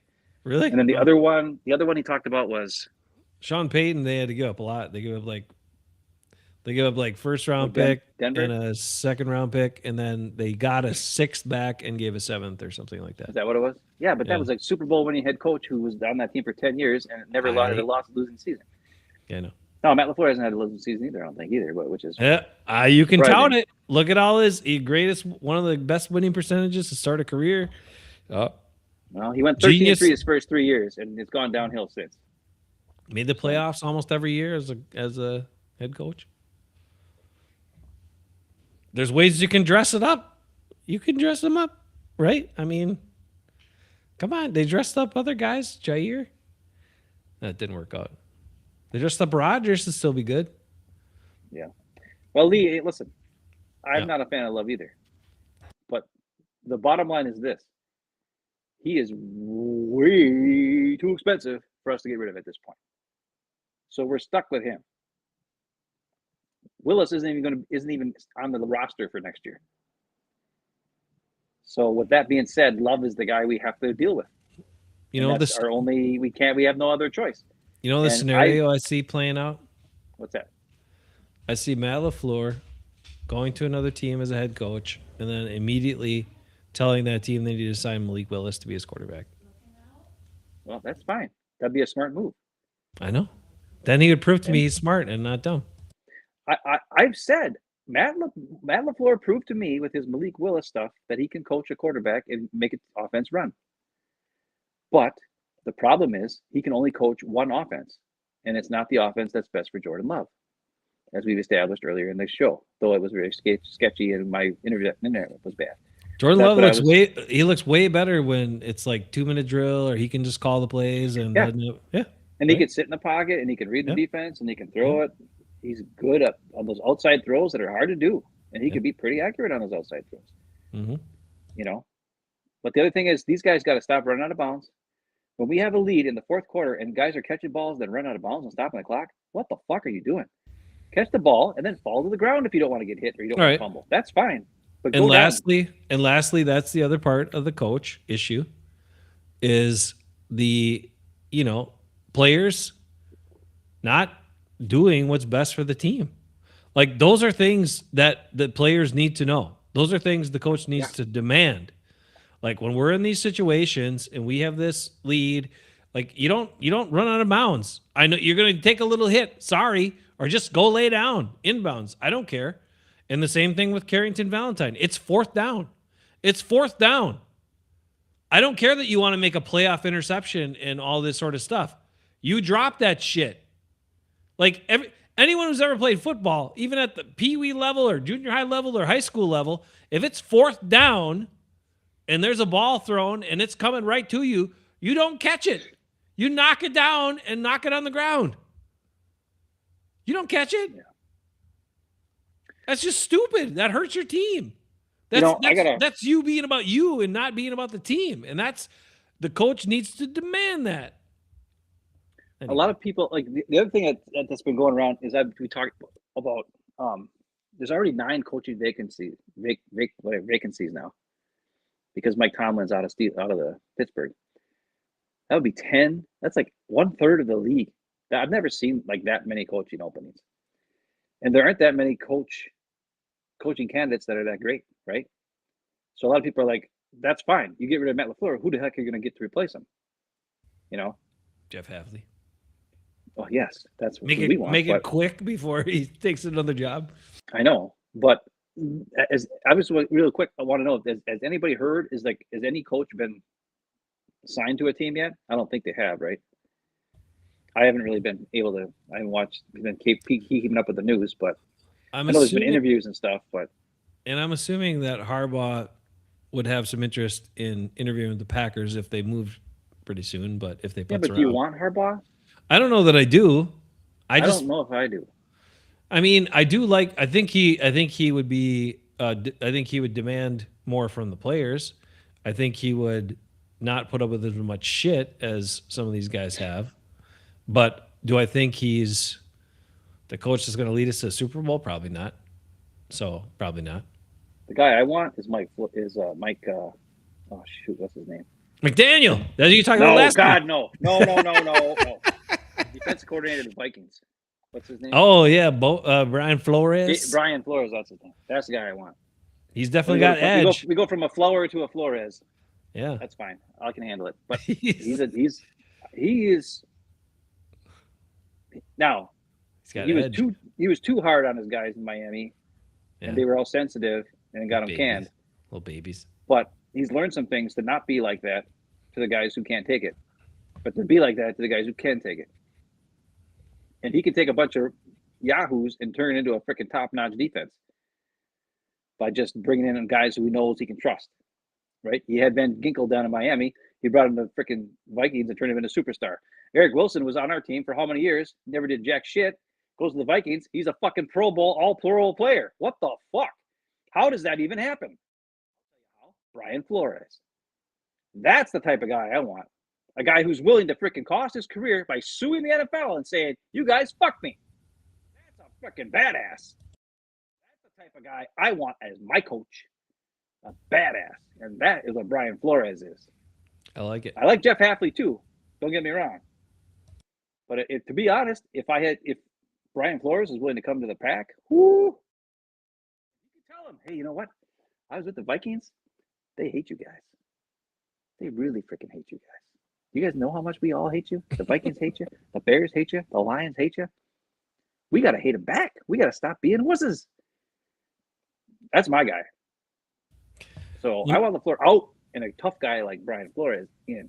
And let me ask you this question, because we've had a lot of this kind of multiple duty stuff for a while. I just wanted to say duty. I really did in this show. Anyway, do we need a head coach? Would you prefer a head coach, and do we ultimately need a head coach that is just a head coach? Yeah, not also trying to coordinate the defense or also trying to call the plays for this and that and blah blah blah blah blah. Like, it's been a while. Maybe. Well, that would be the John Harbaugh then, or the Mike Tomlin. I don't like Mike Tomlin. I'm not just saying that. Maybe Flores does that, but he just lets someone else coordinate the defense. Like, do you need to be calling? I feel like when you're calling plays, because Matt LaFleur talks about it all the time. He's calling plays. Well, then he's looking up when the defense is on the field. He's looking at this and that and blah, blah, blah. And he's got all this play call stuff. When the offense is on the field, he's not paying attention to some other things because he's calling the plays. Like, it's just too much. It's too much game day, I feel, to properly manage the game. So I don't care what that guy is. He could be a great defensive coordinator or a great offensive guy, whatever. Maybe he brings his system with him if that's what he likes. But he has someone else. He teaches someone else what he likes, and he has them manage calling the plays. That I would like to see. J.J. McQuaid's got Robert Saleh. Oh, my God. Did you see how he had the 49ers playing? Like, and he looked – did you see how excited how fired up he was? And those guys are into it, and he's into it. He wouldn't take any shit from Ben Johnson. Ben Johnson would talk smack to him. Saleh would just punch him in the face. How are Robert Saleh and Matt LaFleur good buddies? I don't get it. It's probably Matt LaFleur probably licks his boots and wipes his ass, and Saleh probably took his woman. I don't know. Who knows? Maybe they're not as good of buddies as Matt LaFleur lets on, because Saleh did him dirty. He let Aaron Rodgers, Rodgers, Matt LaFleur did him dirty. He totally did him dirty, and that's why Robert Saleh should come here and do Matt LaFleur dirty by taking the Packers to the Super Bowl with the same damn team that he couldn't do it with. Let's go. He gave him Aaron Rodgers and told him, "Oh, it'll be fine, Robert. Just take him off our hands for a couple first round pick and a swapper duty, or a second round pick and a swapper duty of the first round pick. Aaron Rodgers will be fine. He won't get you fired." He did. LaFleur sold out his buddy Robert Saleh to get rid of Rodgers, and now we should get rid of LaFleur and bring in Saleh. That'd be a good move too. I'll take Brian Flores. I'll take Robert Saleh. Even Kevin Stefanski. If you can freaking win Coach of the Year with the Browns. I'll take you as a Packer head coach. Matt LaFleur couldn't win Coach of the Year one time. Why is that? Because he ain't that good? Nope. What did Aaron Rodgers say when asked about Matt LaFleur as a head coach? He's a grinder. He's a grinder. He's a grinder. Remember how we did a whole episode about how Aaron Rodgers has no respect for Matt LaFleur? And he did. And he was right to not have any respect for him. And we should have saw it. But we were so angry at Aaron Rodgers, we were like, Aaron Rodgers is an asshole. He doesn't even respect his head coach. Well, now we know why. Mm-hmm. I don't think Aaron Rodgers respects anybody, so that's fine. I think he respects Mike Tomlin. That's about it. Well, he did say nice things about LaFleur too on his press conference. Yeah, but that's his stuff where he said, I mean, he does stuff. He says the Yeah. other opposite. He's ass covering and doing all that. And Yeah, and as far as Mike Tomlin, Playing I don't all want to this see him in Green Bay. no, I I don't like think so. he's a nice guy. I'm Yeah. telling you, last year there was a it was like a right now they do it on NFC East, but there's NFC or AFC North hard knocks in season, and they look at like a whole division and like the last like 5 or 6 weeks of the season, and they kind of go behind the scenes and stuff. And of those coaches, I was least impressed with Mike Tomlin. He kind of says a lot of stuff. Yeah. That doesn't mean anything. He doesn't really coach. Like I don't think he doesn't have the X's and O's stuff. He just has the rah-rah stuff. Yep. Which doesn't help. John Harbaugh was a little better. But still, I don't know if I really like John Harbaugh either. I mean, he's better than his brother. Jim Harbaugh is a freaking idiot, and that guy's the head coach again. Like, I don't know how that. Well, they got their asses kicked. I didn't see that game here, but it was pretty bad. 3 points or whatever it scored. That's pretty bad. It's bad, but he's such an idiot. He's just. But Kevin Stefanski, man, if he can win with the freaking Browns. Who else is a now? cast? And he got stuck with. Look at the quarterbacks he got stuck with. It wasn't his choice to get rid of Baker. It was a stupid owner who wanted Wiener Boy, and then he got screwed. He would have loved to keep Baker, I'm sure. What about the dark horse? What about the dark horse? Who's the dark horse? Didn't he get out of his? He's out of North Carolina now. Does Belly want to come and play? Belichick? No, I don't want his old ass. Here. Come on! No, I don't want his old ass. But his girlfriend's always hanging around. His 20-year-old girlfriend. We don't want that. That's weird. Okay. Too weird. At least he won't be getting his hair cut every week and his eyebrows done every week. I don't know. Focus on football, man. Look, there's a lot of good options. It's a time to do it. All the reasons are there. We covered all the reasons why it has to happen. It has to happen. I love Salah. I would think it'd be fantastic. That would be amazing. That'd be freaking sweet. Yeah. The thing is, dude, will they do it? Will Ed Policy get some nuts and do what has to be done? Do it, Policy. We talked about there's no coordinator who's going to come here with a lame duck coach. So you're going to have to give LaFleur an extension. Ugh. And even then, he's still on the hot seat. You're not going to get a good defensive coordinator to come here, or a good offensive or special teams coordinator. Magic Mike might come back. He would do it. We don't want Magic Mike back. We don't want Magic Mike. Nico wants to see him again, but everybody else. Does he really? Sure, he loves Magic Mike. No, I'd rather see Mike Holmgren over Magic Mike. I'd rather see Lindy Infante, and I don't think he's around anymore. Oh, gosh. Anyways, all right. So now we got to talk about the Goody part. What else you got? The Goody part? Oh boy. Oh boy. What are we gonna do about that? Because he should have been gone a long time ago. he's not gonna be gone. How many blunders? What to do? How many freaking blunders this guy got to make? If he stays, he's got to go. He's got to give up drafting players. He's got to give up signing Then players. what does he do then? He doesn't do anything then. Because the other guy does the money. All Goody does is like pick guys, right, and sign guys. He calls other GMs and talks to them. And cheats them out of deals. If he's the one doing the cheat out of deals, he's been pretty good at that over the years. The Devontae Adams trade, the Aaron Rodgers trade, Blake Willis trade. So far, his trades have been pretty decent. His signings have been pretty bad. Everybody totes the Xavier McKinney, Josh Jacobs, but when you look at all of his signings, think of one signing that was really been, especially the high money ones. Billy Turner, Zadarius. Hey, there was a thought. You know how much Goody loves his picks and loves his first round picks. He does love his first round picks. So if he could swing a trade this offseason, whether it's his coach or certain players or whatever, to get a first round pick, he would probably do it. You know he'd do it. So that's kind of one of the things I hold out hope for. That Goody will be so enamored with getting the first round pick back that he's going to get rid of Matty LaFleur to do it. But he'll probably have to sweeten the deal. He'll have to give up something else along with Matt LaFleur, because there's no way you're getting that high of a pick. You're not going to get a first round pick from Matt LaFleur. No. Because there's a bunch of teams out there that would be like, maybe Matt LaFleur and Rashawn Gary.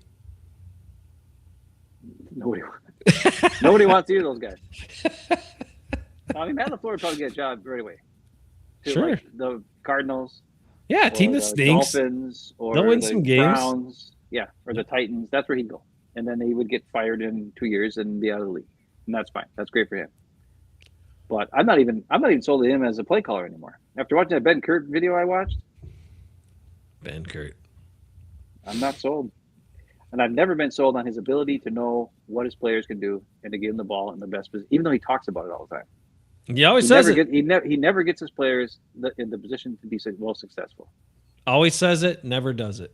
When you run a wide receiver screen and Matthew Golden, who's 150 pounds, is blocking on that wide receiver screen, it's not going to work. No offense, but Jaden Reed is not going to make 25 guys miss when your blockers are Romeo Doubs and Matthew Golden. It ain't going to happen because they can't block. Romeo Doubs sucks at blocking. He can catch. Yep. And he can wear a goofy helmet, and that's good. And then he makes a catch and gets all fired up, and that's cool. He shows the fire. He's one of the only guys who shows any fire. Yep. This year. That's true. But he'll be gone. So I think I wanted to ask you: did you watch Tucker's? No, I watched zero interviews with players. Okay. So I mean, damn man, he put it out there.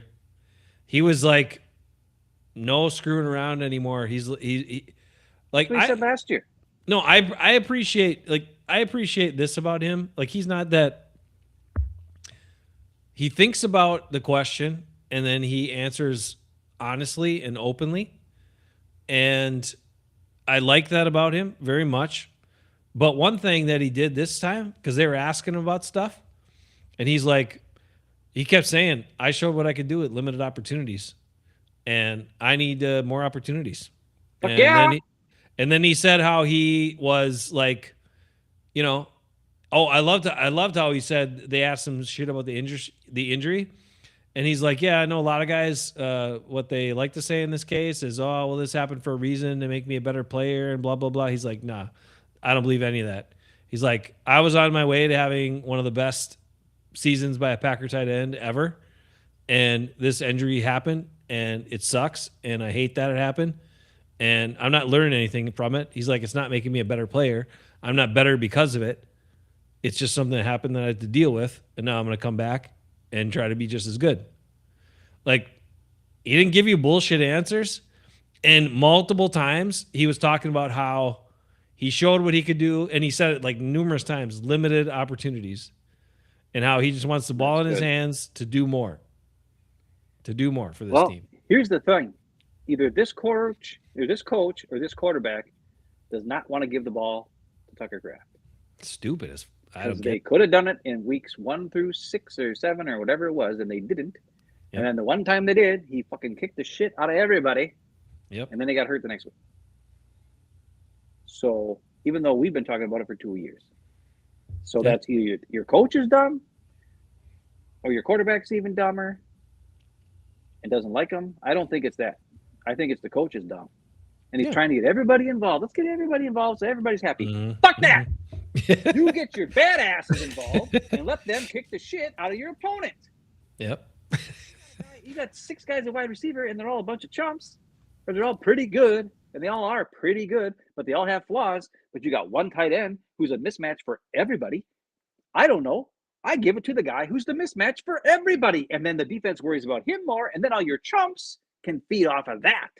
You start with your dominant guy and make the defense adjust, and then you work around it. Duh, Matt LaFleur. That's why he's got to go. He doesn't. It's fucking 7 years of this shit. He doesn't know who's in the game. He lets his fucking coordinators, his position coaches decide who comes in and out of the game. Yep. He just calls plays. You call a fucking tight end screen for Luke Musgrave. The guy can't even fucking run after the catch ever. He falls on his face. That play, and that's the other thing Ben Kurt showed. That play at the end of the game where he's in the end zone and Love throws it like he got pressure in his face and he had to throw it, and he just threw like a freaking jump ball to Luke Musgrave in the end zone. He's like, if Musgrave just comes back for the ball, because guess what? Edwards never fucking turned around. Musgrave is just falling backwards and being stupid and uncoordinated. Yeah. If he would stop, lean forward, Edwards just jumps it, runs into him. That's pass interference. Packers have the ball on the 1 yard line.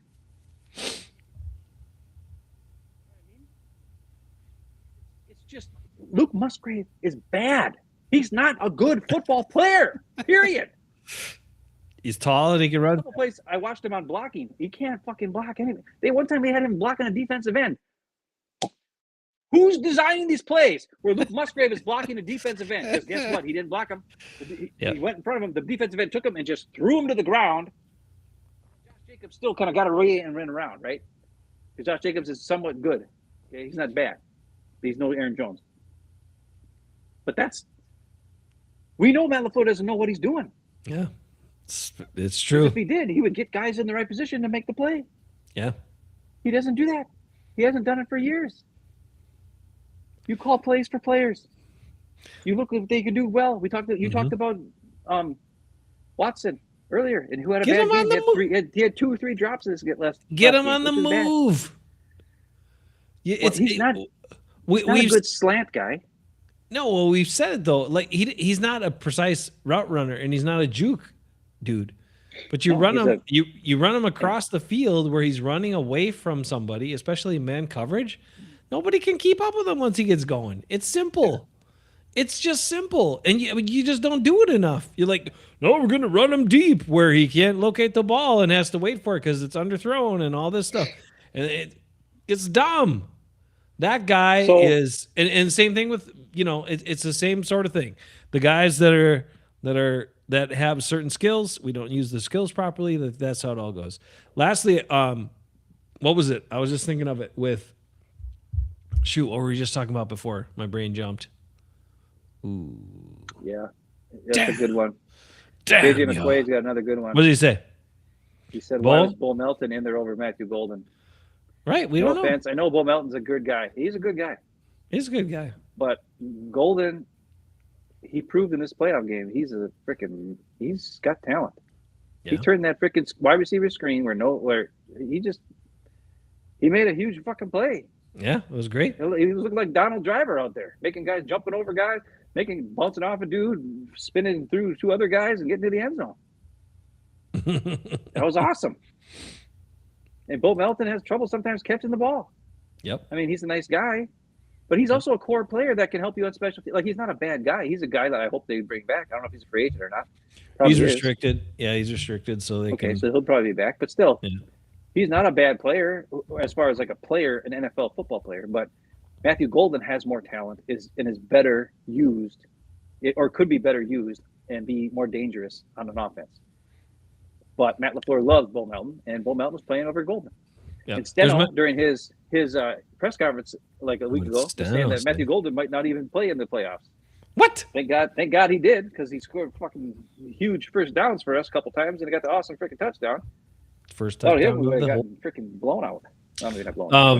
It was about Tucker. That's what I was going back to. So okay, yep. He said he talked about I try to do whatever I can, to the best of my ability, and like make an impact on the game. Whether it's like it is a lot of times where I'm getting like 3, 4, maybe 5 targets, or like the breakout game where he got like 9 targets or 10 targets.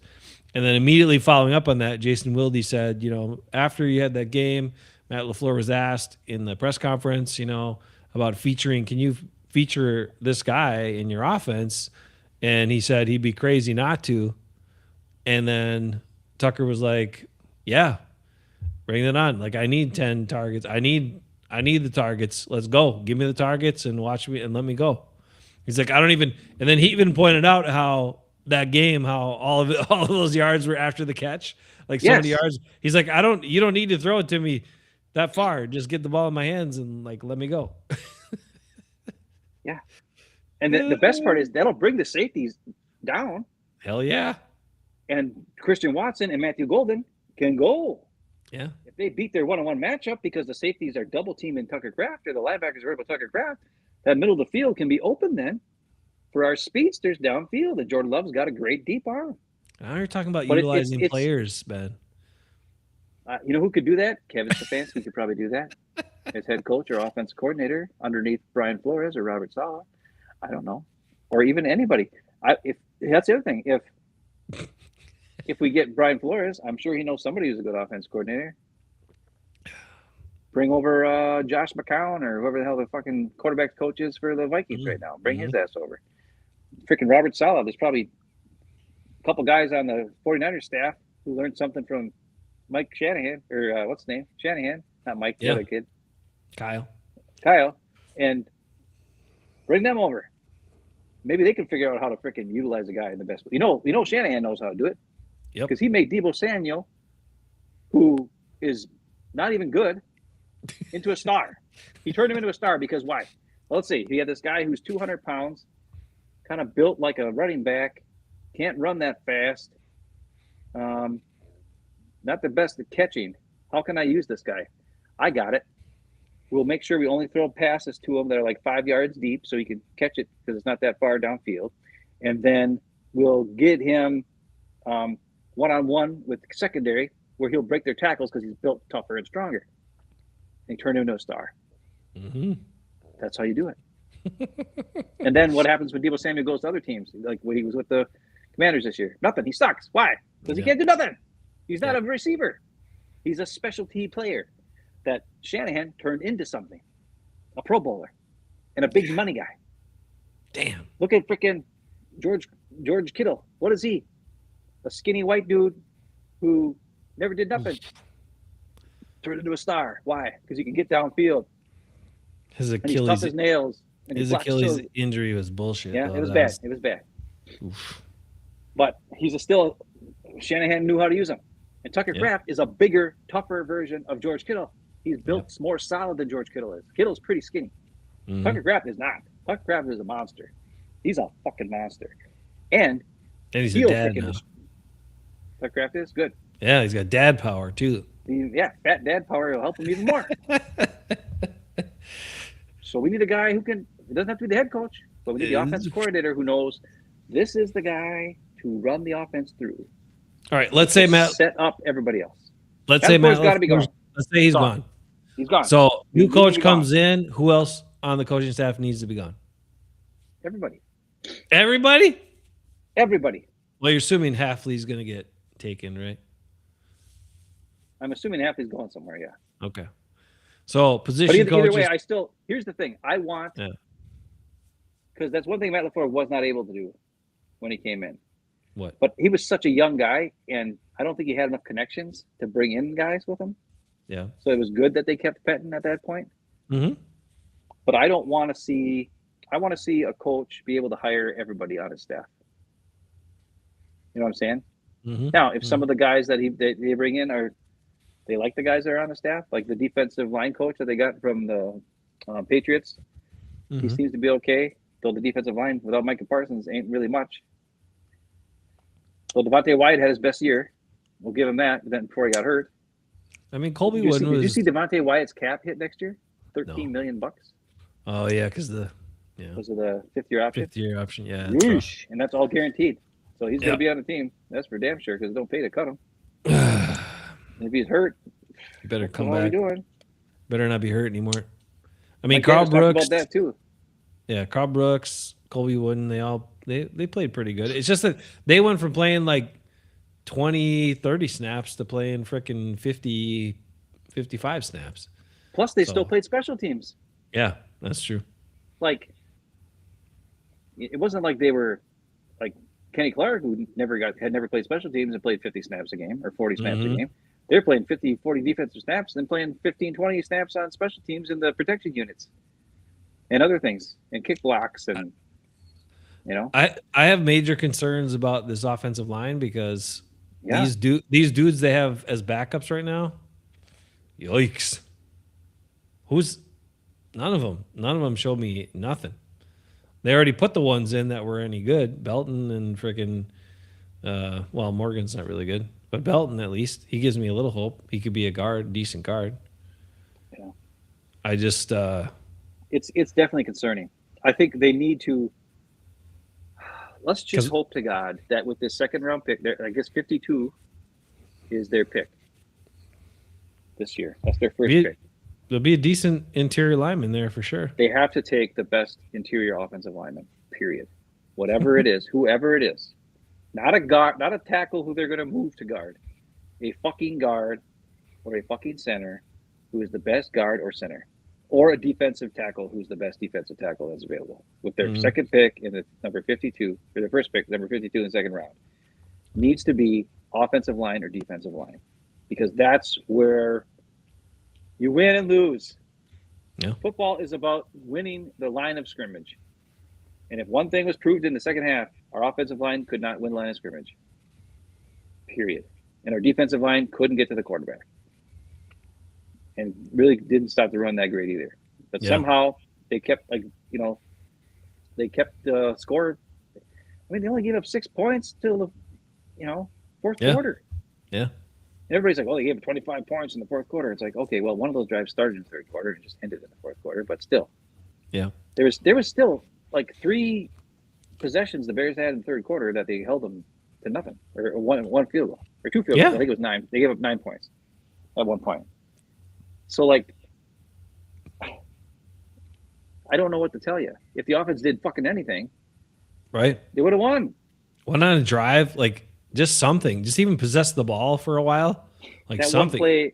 That one play though, where Love throws the ball out of bounds on third down, instead of fucking just running 3 yards for a first down, and there's nobody in front of him. Like, he could have easily just ran for the fucking first. I don't. Why would he throw it away? Like, it wasn't even like close.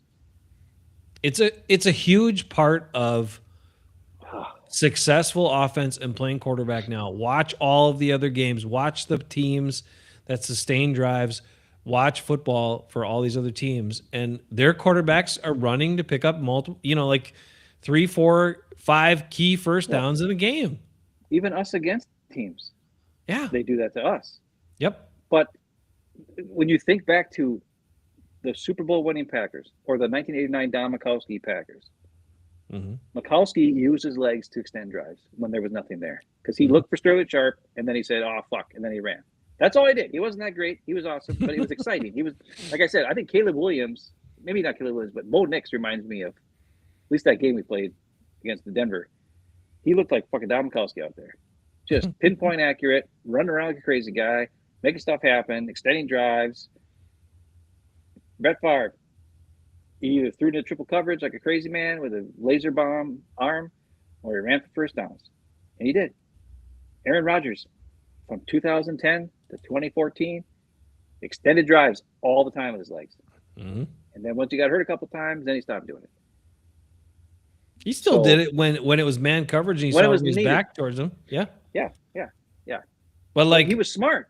He knew what to do. Like, Love doesn't know what to do. All these guys do it though. Like Brock Purdy does it. Freaking just all the guys do it. Bo Nix does it. All the young guys do it for sure. Yeah. And then even some of the other guys will do it too when needed. It's just you can't get away with, like, there's no way you're going to have sustained drives throughout the game, or not. There's no way you're not going to have a drought unless your quarterback runs to pick up some first downs during the game. Like, Love did it once in the game. Right. At the end of the half, when they were getting in the field goal range, he did it. Oh my God, he was so slow getting there. I was he's fucking so slow. Long. It took so long for him to get to the sideline. He's He's not Aaron Rodgers. He's not even Brett Favre. He's slower than Brett Favre was. Definitely not Malik Willis either. He's definitely not Malik Willis. Yes, that's true. All those things are true. But he could still run fucking 3 yards and get a first down instead of throwing it away on third and 2 and stopping the clock. Yeah. Even if he would have got tackled before he got the first down, we could have ran 40 more seconds off the clock, or 30 more seconds off the clock, which might have been the difference in the game. You don't know. If Matthew Golden didn't run out of bounds on that freaking first down that he caught, he just freaking fell down after he caught it. He could have ran another 30 seconds off. That's 2 plays. That's a whole minute of game time that would have ran off the clock. We could have won. Even with the missed kicks. Even with the Matt LaFleur calling running plays in the freaking boxes that didn't work. Even with, the offense not moving the ball. We still could have won if we would have even just managed. Now, Sean Ryan getting hurt, that hurt. That hurt, took a lot of time off. But I don't think we were going to win that game. Now, should Jaden Reed have caught that one pass? Yeah. Probably. Would we have scored? I don't know. Should Watson caught that pass over the middle at the end of the game where Love was getting the guy in his face? It was a pretty tough throw, and it was a little high. But fucking A, dude. Watson, if you're going to be a star, Randy Moss would have caught that shit. I think Romeo Dobbs would have caught that shit. Watson needs to get his head out of his ass if he's going to be a top star. That's the play he needs to make if he wants to make the big money. The Cooper injury was changed. It was a dramatic. That was a huge difference in the defense. That was dramatic. Yeah. Because he was all flying around causing havoc in the first half. And then when he got hurt in the third quarter, then we kind of were in trouble. Yeah. And it also, I hate to say it, McDuffie, it showed us McDuffie's got some limitations that maybe I didn't realize before in this game. I saw him a couple times where I was like, "Ooh, shit, that's not good. Ooh, crap." Okay. And it forced Hopper to play. Scares me a little bit. There wasn't Hopper had a pretty good game, though. Yeah, he didn't Hopper do much. Okay. He had that one catch, but he didn't really do much. He's at least got some speed. He can get to places. Yeah. I think with one more year, I think Hopper could be a decent player next year. And I hope so. They're going to need him. I think they need to get rid of Quay Walker, not worry about it. Hopper can push McDuffie out of this, and Hopper will have to start with Cooper, and McDuffie will just have to kind of be like, McDuffie can play in, running situations, but his pass, even sometimes running situations, he gets handled by offensive linemen. Like if he reads the play and he does a good job of getting the right position, he does pretty good. Mm-hmm. But sometimes even he reads the play, gets the right position, and the offensive line overpowers him. So let's be real about what's going on in the NFL right now too. They will occasionally call holding on running plays, but holy shit, do they never want to call it on pass plays? Kingsley and Igbare was held like crazy town 5-6 times in this game. I mean, where he beat the guy quick, and the guy just grabs him and wraps him up, and no call. I'm like, come on, man. They're so blatant. And Micah Parsons talking about all the holding calls he wasn't getting. Like, that was a thing this year. I don't think I've ever seen it this bad where they just let all that shit go all the time. The other thing that was really interesting in the Ben Kurt video I watched today, which is I think everybody should watch it. It's a good video. It wasn't from today, but it's from a couple days, whatever. But it just talks about the Love and whatever. There were 2 plays where Love got the ball out, and they called grounding on him. Mm-hmm. Or maybe it was a play where he actually got out. It wasn't a grounding play, but there were 2 times where he just got fucking destroyed, like right as he's throwing the ball. Yeah. And if that's Patrick Mahomes, or Joe Burrow, or even Drake May now, that's a freaking roughing the passer call. And for Jordan Love, it was just a beat the fuck out of Jordan Love call. Like it was a no call. It was an incomplete pass. It happened twice where he just got rocked, like right as he's throwing it. And like the ball's out. It's not like and it wasn't like a split second, like, oh, the guy hit him and then he threw it. It was ball thrown, guy destroys him, and nothing. And then not only destroys him, but hits him super hard, and then full weight, boom, smacks on him. That's roughing the passer if it's Aaron Rodgers. That's roughing the passer if it's Patrick Mahomes. That's roughing the passer if it's Justin Herbert. That's roughing the passer if it's even Jared Goff, for God's sake. Jared Goff? Whoa. Now, I would rather have a quarterback who wouldn't even get hit, like Caleb Williams, who never gets hit because nobody can touch him because he's fucking crazy. I don't know why nobody can get anywhere near him, but he gets out of everything. But he also throws freaking terrible passes. Like I've never seen a guy who can. He throws like shit, and then he does no feet on the ground, jump into his left, and throws like a perfect pass. Perfect bomb between 3 Packers on 4th and a million. Like, I don't get it. And then he's got nobody around him in the pocket, and he sails it freaking 2 yards over the top of the guy's head. Caleb Williams is all over the place. But, hey, they won the game. Yeah. Yeah. And it's because they didn't let up. Mm-hmm. They believed. They played hard. The coach freaking didn't panic. That's the other thing. LaFleur always panics. He's got the lead. He panics. He gets scared. He's got something up his butt. He never looks... He never looks comfortable. No.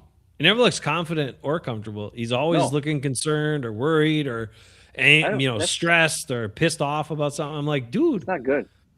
Like, you're setting the tone for this. Yeah. It's weird because Jordan Love is the opposite, where he has zero emotions. Yeah. Like Jordan Love is like, even when Jaden Reed dropped that pass at the end of the last drive there, that was the first time I saw any kind of reaction from Jordan Love in the whole game. Yeah. Even though they had been doing nothing for like a quarter and a half or more. Mm-hmm. But that play, when Reed dropped that pass, he's like, oh, Jesus Christ. What more can I fucking do? It was fucking perfect. You would have had the ball on the 20 fucking yard line, and you would Do you have ran out see- of bounds. And Do you see how he dropped it too? He tried to just catch it with his left hand. Like, I don't know what he was looking at, but like it hit it. He didn't try to catch it with his left hand, but he was so bad at depth perception that it just hit his left hand like this, and then that's why he couldn't catch it. There were at no point where his hands were was that ball going to go between his hands. It bounced off like this outer edge why of is his he left catching hand. it like this? He was running away from the ball. He should have been catching it like this, right? Yeah, He was running this way. The ball was coming in the same direction he's coming. He could If you have, put your hands like this, it's a harder catch. You have to put your hands like this, or like this to catch the ball, not like this when the ball's coming from behind you. That's how Romeo catches it, but Romeo catches. Yeah, but Romeo turns his whole body around and catches he's it. pretty Like that. he's pretty good at catching. He's okay, but he's gone. Jaden Reed, like I would just watch the replay and I'm like, what the fuck are you doing? Like, how do you? You know what? That's the other thing. I really. That's another reason why I want all new people. Yeah. I want position coaches who are former players. Hold these guys accountable a little bit. Like, what the fuck? Well, man? not just that, but I want former players at position coaches. Damn it. Period. I want a fucking wide receiver coach who knows what the fuck's going on, not some random guy who's his buddy. Jason Vrabel, who's been here for how many years, and our receivers have been shit all these years. I mean, we had Devontae Adams, but has he ever developed anybody, Jason Vrabel, at wide receiver? Ever? No. He's like, he never had first round pick. Oh, fuck that. Donald Driver was a fucking 7th round pick. Yeah. He got developed into something. Yeah. Jordy Nelson was a 2nd round pick. James Jones was a 3rd round pick. Yep. They don't have to be stars right off the start, but they can develop into something. But catching the ball is your one job. If you can't catch the ball, it doesn't matter. They got to take Sterling Sharp boot camp. Sterling Sharp would be awesome as a head coach, but he'd never do it. But I mean, I know. you know who else could be good? I mean, just get some. Even I'll take fucking Stonehand Freeman. At least Stonehand Freeman had an attitude. You know what I mean? He could probably be a decent coach. Mm. He's not great, but I'll take Double D in a heartbeat as a wide receiver coach if he'd do it. He'd be awesome. I think Mike Daniels is my D-line coach too. Oh. He'd be fucking awesome.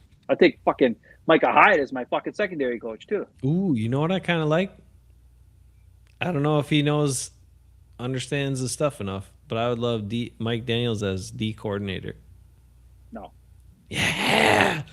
Crazy and attack all the time. No. Let's go. A D-line coach, I'd take him. And my offensive line coach, give me like the guys we mentioned. Give me a Lukey Patrick. Give me a freaking Lukey Patrick would be a great offensive line coach. Hell yeah. Give me a freaking He was TJ on Lang. the team again last year. I know. He's He's still in probably the going to be league. playing. Yeah. I'm like, how Bring the him fuck back and play. We fucking need him. I'm like, how is he still in the league? I thought he would have been Because gone he's like fucking good. 2 years ago. He's like Mike Daniels. He's a player who is just a good football player. Uh, And even if you're getting older and you're not physically gifted, but you fucking know what you're doing, you can be on a team and fucking contribute. yeah. Like, you know, I don't know. Damn. We've been doing this for 2 hours, though the first half hour was kind of whack-tastical, but Oh, well. these are the things I want to see. Goody And has to if go. Matt LaFleur is still here, none of those Oh things will my happen. God. What the How can tell me how that happens? After this collapse, what is the scenario that Matt LaFleur is still here? No contract he still- extension? No. Like it's no contract extension. And like how is he still here? How does that work? Someone has to answer for this. If Matt LaFleur gets past it, who goes and who answers for it? Well, Bisaccia. They'll Basaki blame is it on out. Bisaccia. They'll blame it on McManus is out. McManus will be gone because he apparently he made 6 out of 14 on field goals, 40 yards or more at the end of the year. Yikes. Hafley's 6 out of gone because 14. he leaves. He'll be a head coach somewhere. So we're looking at a lot of big changes then anyway. But So just nobody's get rid of the gonna, head like- coach too. Right, and nobody's going to want to come here because it's a lame duck coach. Yes, And do Packer fans the only way that it'll work to keeping LaFleur is if they extend him for 2 or 3 years. Ugh. And if they to do that, they're going to have to give him a bunch of money because he thinks he's worth a bunch of money. He's not. Mm-mm. But the only way that we can, and even if he doesn't think he's worth a bunch of money, and he's willing to do the prove it year, He won't do that. nobody's going to want to come here to be a coordinator with a lame duck coach. It's going to be Jesus. you're going to get the scraps, some random guy off the street who has no shag shit, and we're going to lose. Mm. There's only one possible thing to do, Ed policy. It's fucking getting rid of fucking LaFleur. That's all you can do at this point. It's either getting rid of him or extending him for 3 or 4 years. It's Ugh. way more money than we want to. No. So that's the only options. That's it. Mm. Because even if you bring him back, he cannot possibly hire coaches worth of shit who are going to want to come here and play or coach with a lame duck coach. It's not going to happen. We're going to get fucking Joe Barry again and Mo Drayton at special teams coach. Like that's who he'll probably bring them both back because that's the only 2 guys who come back. So if that's what you want Joe Barry and Mo Drayton back. Maybe Getsy will come back. And Getsy will be offensive coordinator because Sano will go somewhere with. Yeah, well, he's still there. Good, Getsy is back. He's a quality control assistant coach this year with the Packers. What? You know that? Yes, he couldn't get a job anywhere else. What? So LaFleur brought him back because he's his buddy. Can we get somebody from Seattle's offensive staff? Because they run the ball and they do it well somehow. And Even though their offensive line has got some of the worst grades from PFF, by the way. how do they run so well? They have terrible grades and they have almost no money invested in their offensive line. Yet they win every game. God damn. You know why? How did they build? They're fucking badasses. I'm really interested to watch them play this weekend. How did they build such a crazy freaking defense in just like a couple of years? It's bonkers, man. Like they get players that freaking attack. freaking destroy everybody. Wait till you watch them. They hit dudes, man. They don't mess around. God damn, that's what I want. Dudes that hit dudes, don't mess around. Let's go. I watched that last Seattle against the 49ers game. God. I think it was like a Thursday night game, and I watched it, and it was like, damn, Seahawks are kicking the shit out of them. I was like, whoa.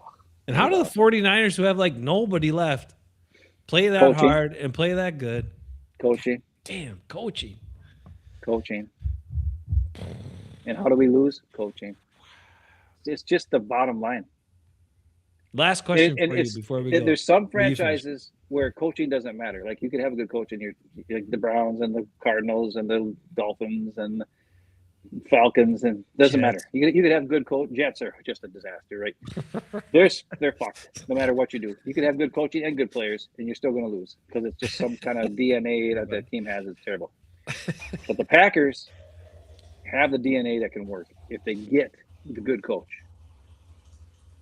or if they get, a Hall of Fame quarterback. And I don't see us getting a Hall of Fame quarterback, so we better get the good coach like a Mike Holmgren. All right, last question. Can we find a Holmgren?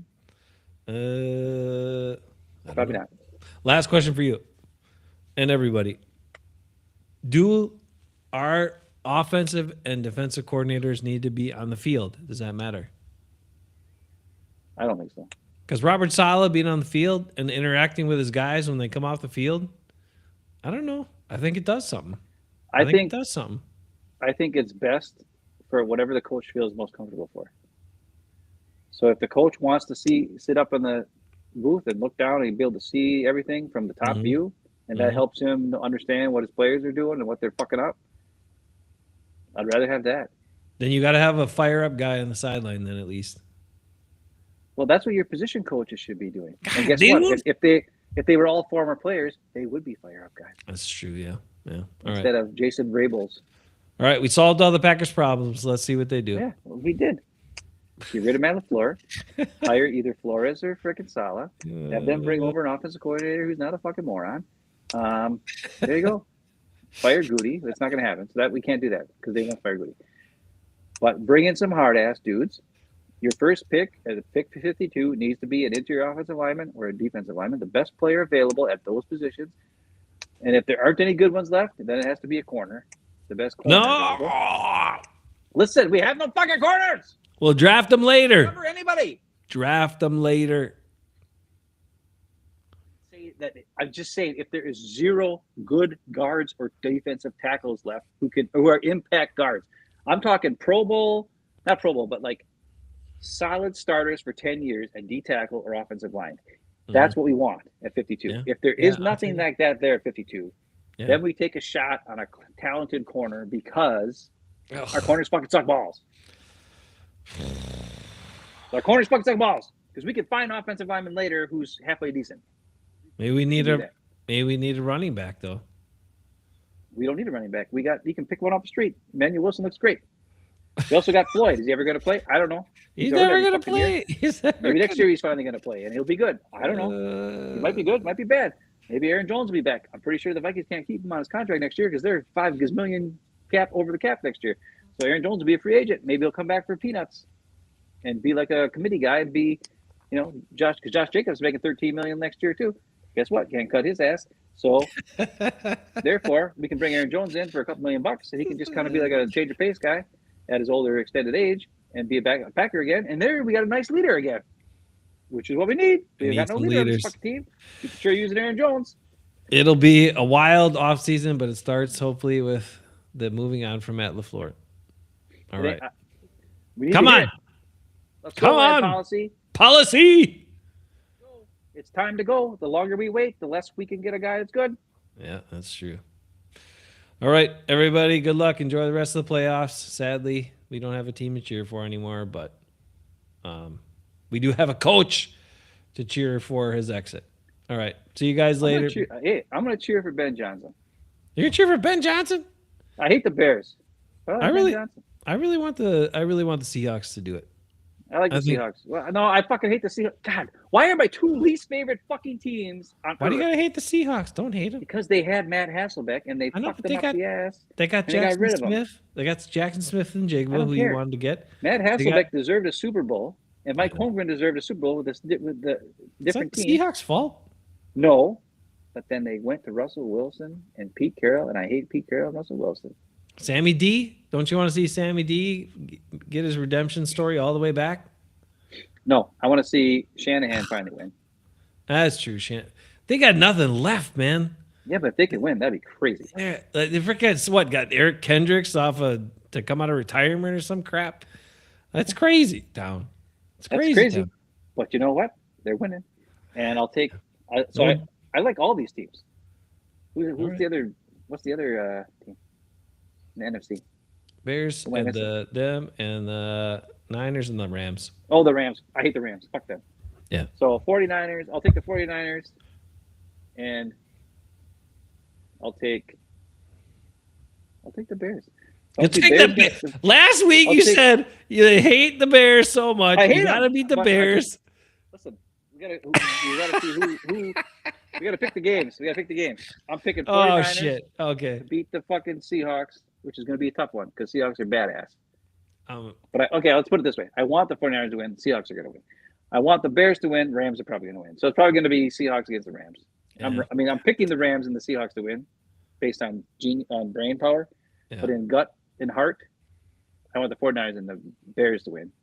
Even though I hate the fucking Bears. But I like Ben Johnson. I wish he was the Packers head coach. And I like Kyle Shanahan. And I think he deserves to win He's because good. he's a good coach. He's a good fucking coach. He deserves to win. It's a really good coach. Jesus. When it comes to AFC,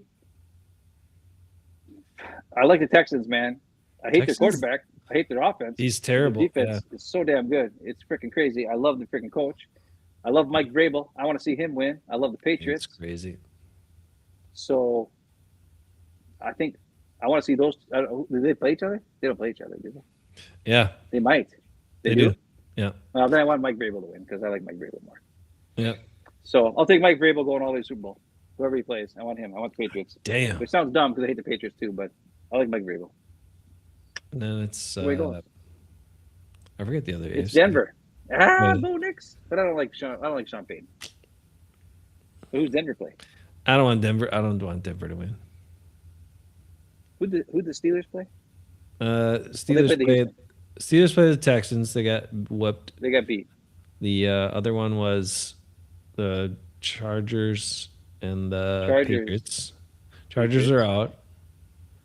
Patriots are the 2 seed. I can look it up. I'm lazy. My Broncos. brain doesn't work.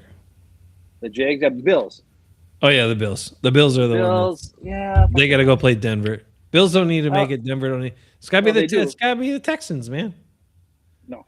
I know, but the the Bills should have Patriots. made it when they were Rasul with Yeah, they had a chance with Micah Hyde and with Rasul. Neither of those guys are there, so screw the Bills. I don't Fuck you want guys, them anymore. Bills. That's right. Rasul Somebody could be a else. fucking coach. He's still He could playing. be a Bring great him back as a player. defensive backs coach. You bring him back as a freaking safety. Stroud is awful. That's right. He Lee. is awful. He's so bad.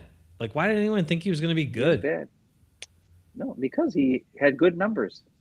He's ugh. What I don't like is his ball when he throws it. It's really like it sits in the air a long Yeah. time. It He's takes a weak long arm. time to get. He has a weak arm. Weak Guys have arm. to be He's not wide that ass mobile. open. He's not that mobile. He's not that good of an athlete. Like, what do you want? What do kinda- you like in he's that like- guy? He's kind of he's Peyton Manning, but like not as smart. Yeah. So it's like he's not athletic and doesn't have a good strong arm, and I don't know why he was drafted so high. Give me I'll take Texans or Patriots, and I would like to see the Seahawks. I don't want no Bears in there. Not this year. I do. I don't want those Bears. And the Rams can kiss my ass. I like Stafford. Rams. but I hate the Rams. Rams I don't can like kiss that. my You like ass. Stafford? I do I like like Stafford. I do I like don't him. like it. I don't like Puka Nakua either because he fucking Brennan. He scored 50 points for Brennan in a playoff game against him. That pissed me off. So I wish we Screw him. drafted Puka Nakua. That'd be nice, but well, yeah, we me didn't too. do that. But All right. and Brennan stole fucking my quarterback. Up to him, man. All right, guys. Ooh, Lee saying Seattle versus Pats. Maybe that might be it. I mean, probably gonna be what it is. The only Seattle reason I juggernaut. might like Denver making the Super Bowl is because then Quinn Miners will get a bunch of Super Bowl interviews like the Quinn week of. Miners. That'd He's be already awesome. an All-Pro, dude. No, but I know, but he'll get he'll be like a fun guy for all the interviews like throughout the week. Did you He'll- look at the he'll be great. All-Pros and how many guys that are All-Pros this year are guys that we wanted the Packers to draft and they could have I know. when on our live draft show? It's like Quinton Mitchell is there. Somebody should have been a GM. Or some guys should have been listening. There's to at us. least 4 guys that are All-Pros right now. that Ooh, The Packers could have drafted, and we told them they needed to draft them, and they didn't. I don't mind that, JJ. If that guy like has Indiana win everything, let's get him. I wouldn't mind that guy. Took a terrible freaking college football program and turned them around to be like dominant monsters. Insane. Mike Daniels talked about that in his interview too. That guy's freaking crazy. I don't know how he did it. Indiana's always been terrible. Like, how does it happen? He said it was a bunch of guys who got overlooked, Yeah. and he watched, and he said something very interesting. Because college nowadays, all these big time programs who they beat Alabama, they beat Oregon, Yeah, right? yeah, They knocked yeah. out all those teams. Yeah. He's like, they're all the teams that give their players a bunch of money and a bunch of shit, Yeah. and now they turned soft because now they're almost like pros, right? They're like so they're getting Mhm. everything they want, so they don't have to work hard for what they want because they already just gave it to them before they even got there. So they no longer have to work to prove themselves to be drafted because they've already getting paid. Yeah. And the guys at Indiana are guys who aren't getting jack shit. And they're pissed and they're proving that they're tougher and stronger. And the coach found all these tough guys. And they're just kicking the shit out of everybody because they're tough guys. It's And that's the crazy. difference. And he brought like what, Daniels is right. 13 guys from his little school that he was at before, had him transfer over. That's smart. Because they're tough and he trusts them. Yeah. And that's something you got to do. Like, that's the other thing. It's like if we hired a coach from somewhere, he will bring a tone-setting player or two with him from whatever team it was. Even if it's a guy who, remember Mike Holmgren brought in Harry Sidney. Everybody's like, who the fuck's Harry Sidney? Why is this fucking guy coming here? Some random guy who didn't do shit on the 49ers? Well, he was a offensive fullback who was like the second fullback on the team, hardly ever played, but he needed him to help establish the culture of winning and establish a culture of being a professional. Because at that point, the Packers back in the 90s didn't have a professional players. They had a bunch of random dudes. Mm-hmm. And that was the key to the turnover of that team turned into, the trusting in the offense and all that kind of stuff. If you bring in a new coach, he's going to bring in some players along with him, one or two, that will be tone setters for what tone he wants. And coaches, he'll bring in his own coaches that are tone setters for what he wants. And hopefully that's what will happen. It probably won't, Come on. because it should have happened by now. Goal policy. It should I have know happened by it's, they're. I think they're trying to hedge their bets and work out like a really short extension or a 1 year or some crap, and don't do it. Just It's not going to work. take because it off. Right. It's not going to work because you won't get any good coordinators, and it'll just be another That's a backfire, and another year of waiting to do what you're going to do anyway in a year from now. That's a Why? great point. And another year, these players can't develop under whatever system they could be developing under. Yeah, Dumb. I like it. Dumb. All right. Well, we fixed it for the Packers. We'll see what they do soon They won't enough. do Be good, everybody. See you guys later. Have a good weekend. Enjoy the games. And yeah, we'll be back sometime to talk some other stuff. We'll see what the Packers do, and we'll have a reaction, I'm sure, whenever that happens. But take care of yourselves. Be good. Welcome to the P.O.O. Show.